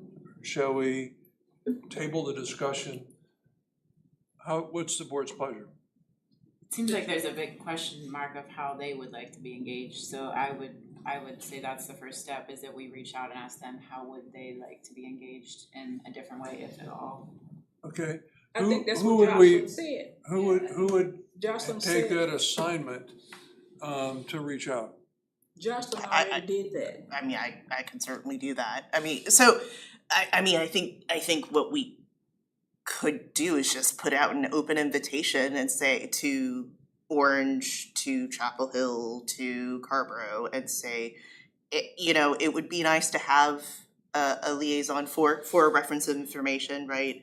And on a case-by-case basis, as we see the draft agenda, something coming up, being like, we would just like somebody available to call upon to show up to this meeting in case because there's gonna be some big decisions that impact a very specific location. So you're suggesting that happen on a meeting-by-meeting basis and that someone have the responsibility of sending out the invitation to the three bodies? No. That's what I heard. I believe she mentioned case by case as needed, right? Yeah. As you see. But I don't the think need. liaison is the right word. Yeah? I think it's Notice. someone who has expertise in the particular area where we have interest. Okay. Advisor. Well, it's Advisor. more fun. Yeah. Okay. All right. Why can't we deal with Carborough? Why do we have to, nobody else raised the issue? Carborough, the community raised the issue on behalf of Carborough.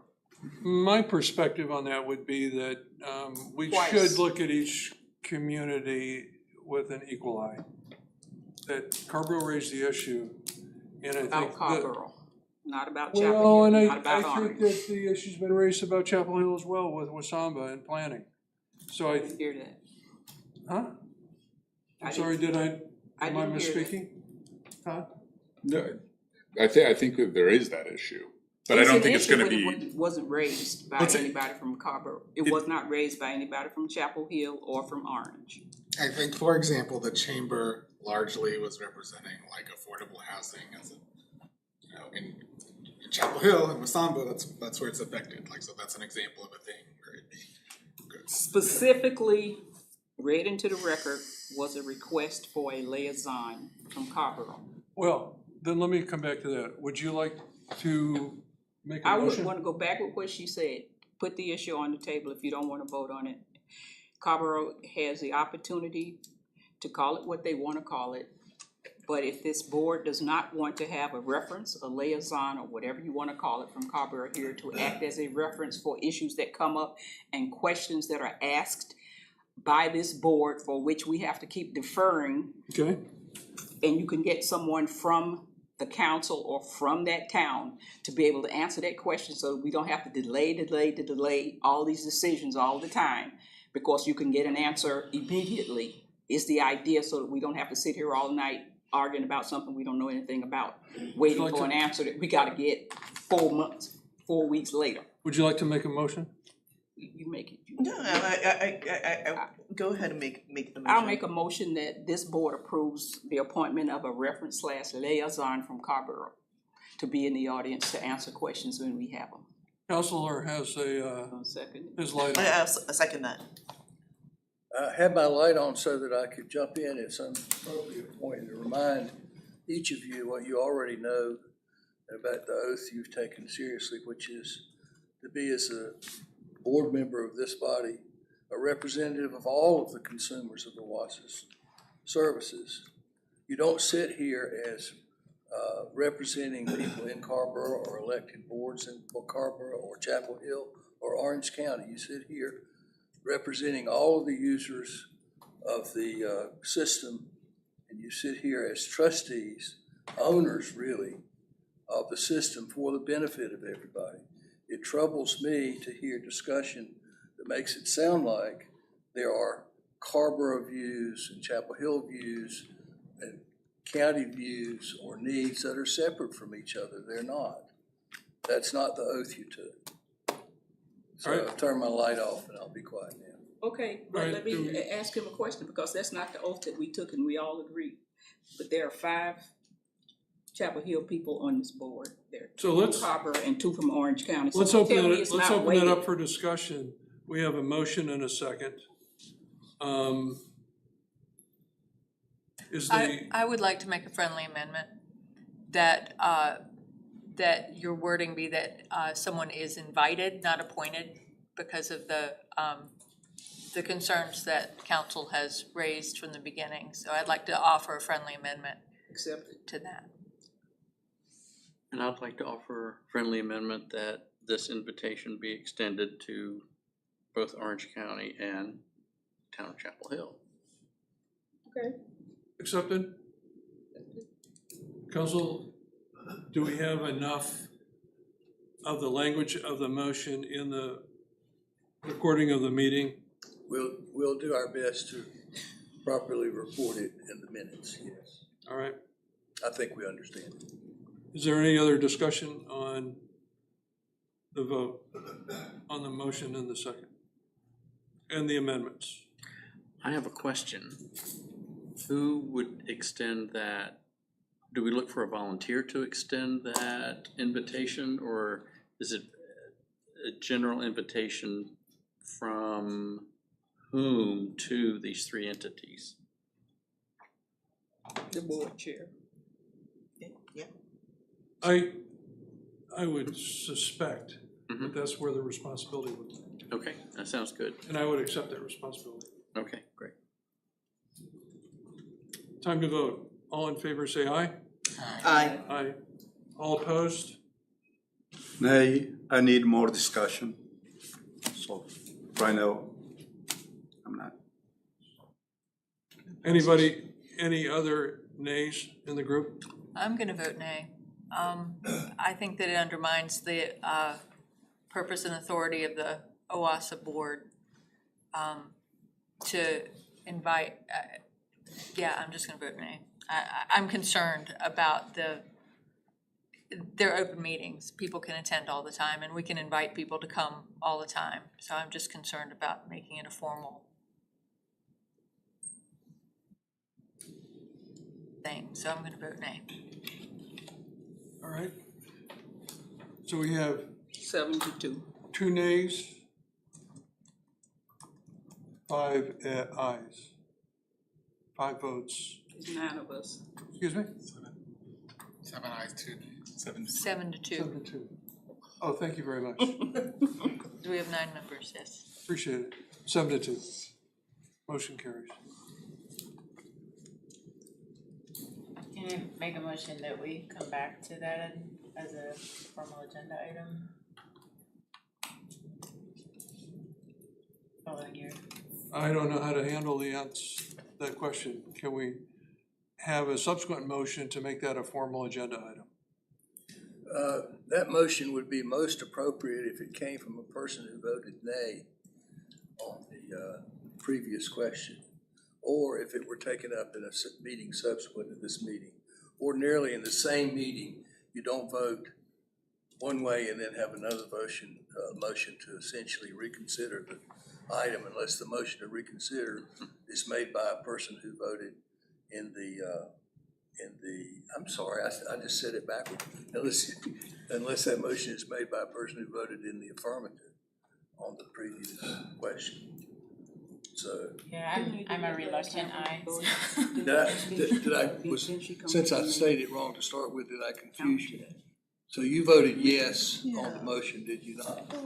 I did, but I don't feel comfortable that a number of our constituents feel like the item didn't get adequate discussion to make them comfortable. So that makes me uncomfortable, because I would like us all to, again, speak with one voice. So. Well, you may make a motion in this meeting or in a subsequent meeting to reconsider the matter. Can we look at July 10th and see what happened when we made a motion? And then it's immediately following another motion was made to undo it when it came. Are you asking a question? I'm asking you a question. What's the question? On July 10th, when we made a motion to use third-party financing, we made a motion to use third-party financing, and immediately following another motion was made to come back, bring the item back to the board if third-party financing was not obtained. So, and I don't remember that, but it sounds like It's in here. It sounds like there's the motion to bring it back would have been effective only if the purpose of the motion that originally passed was frustrated. And that's different than what we're talking about here. Okay. I'm just trying to understand the procedure. Thank you. Question, legal question. If a person votes, can they reconsider their vote in the same meeting? Are y'all serious right now? Yeah, y'all. Yes, I am. It's a legal question. I can't give you an answer to that off the top of my head. Thank you. But the whole set of rules about who may make a motion to reconsider a previous action are in place in order to deal with that question. In other words, what I have just stated about. Since you voted in favor of it, you could make the motion that we reconsider the action. Yeah, and since Dr. Setti voted in favor of it, and she did make a motion. Yeah, I'm She not asked it to trying go to on a make subsequent agenda. I'm not making a motion to reconsider the action. I'm making a motion to get information from the board chair following his outreach, so that can be further discussed. I'm sorry that I didn't understand your motion. What's to discuss further? I'm just asking you a question. What do you want to discuss I don't have more? a good sense of how much we're overlapping with what staff are already doing, and I don't have a good sense of whether outreach coming from one board chair to another board chair is going to create other problems. And so I would just like some follow-up to know that what we're doing is welcome and functioning. We don't know till we do it, but what happens Right, if so you go? that's why I'm asking at a future point. When you send a student to the library to do a research paper, and they gather information from a variety of sources, do you consider the resources that they gather the information from to bring to you in conflict? Or do you accept that information as part of the presentation of their paper? I normally would want to know the lines of communication are functional, and so that's why I would like to follow up to make sure that the lines of communication are working. So, you're looking at me? My take on this is that the request was that the board chair send out, in this instance, an email to the three entities who have put us in our positions. I don't know exactly to whom that email is gonna go to, but likely the, Mayor, excuse me, the mayors. mayors. All right, Well, that was not part of the motion. He don't know who to send it to, so I was suggesting you send it to the mayor. I would send it to someone. Sorry, Who heads the government? putting them on notice that we have agenda items for discussion. And seeing if they would, and invite, I don't know that I would want to invite them, just make them aware that we're gonna have items for discussion that that they might want to attend. I don't know that I would say any more than that. But the motion was to invite them. Yeah, the motion. The motion is to invite them To to invite come them. to the meeting, because there may be issues that are gonna be discussed where they would be able to answer questions from the board. Okay, I would suggest that you send it to the mayor and manager. So it goes to both of them, and then they can choose how, whether, or if to send someone. Again, these are open meetings. These people are welcome to come to the meetings. So That's correct. I think we're kind of splitting hairs on this. The question is whether Why to is it give such a problem?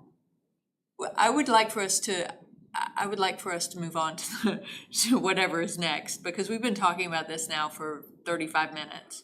And the motion's been made, it's been passed, and I think it's time for us to move on. so I appreciate the suggestion to send it to the mayor and the manager and let it go at that. Karen, No further comment. second, No further comment. further comment, and it'll be an invitation to attend. Everybody good with that? Let's move on. Todd? Handing it off to you. Make sure you ask for public comment on the board work schedule, please. Make sure I ask for public comment on, There's one more item. Review board work schedule, you still have to ask for. thank you very much. Is there any comment on the proposed board work schedule? Thank you, Todd. All right, coming up in October, it'll be our annual meeting, so you'll be receiving our annual comprehensive financial report from our auditor. And we've got a couple of construction contracts on here, although the digester stairwell HVAC construction contract, we're gonna move that to the November meeting. The other construction contract is for the off-sites biosolids storage tank cleaning. You'll be receiving a report from the Capital Analysis of PFAS Equipment Committee. We will be moving one item from the discussion regarding the land sale for the property to Durham. Still haven't received a final word on all of that, so we'll be bumping that again. We will be as we talked about earlier tonight, we will have the review of the Jones Ferry Road water treatment plant capacity. We'll also review galvanized service line replacement program. You'll receive an update on PFAS and biosolids management. We will be removing the proposed methodology framework for parking evaluation as we're awaiting to work through some of these items with the other projects. And we'll also review potential stream bank restoration pilot projects as we talked about earlier. To wrap things up, you'll be receiving an update on the water bill relief program and the capital improvements program semi-annual report. The 12-month calendar will be adjusted based on the items that came out of the workshop, so we'll add those for the rest of the calendar year. And the pending key staff action items are also there. I'll be happy to answer any questions anyone might have about any of those items. Thank you. Any questions on any of the items? I'd be happy to review the items that I had written down from tonight's meeting. Appropriate. Please do. Yes, ma'am. I wanted to reiterate my desire to move discussion about the Jonesbury Road Water Treatment Plant Improvement Project sequencing and campus site planning to January. Right now it's slated for December 11th. Okay. You know, I would like that, let's, as suggested earlier, let's defer that until we get through our October, November conversations. Yep. All right. All right, so I had two items from tonight's meeting. One was to provide some explanation about the operating cost increase that we've seen over the last year. The second item was to follow up on feedback on the development community survey. Thank you. Is there any other business for the board? Hearing none. Without objection, the Board of Directors will meet in a closed session for the purpose of discussing a personnel matter in accordance with the NC General Statutes 143, 318.11.a.6. Following the closed session, the board will be adjourned. Will the board need counsel in the closed session? No, sir.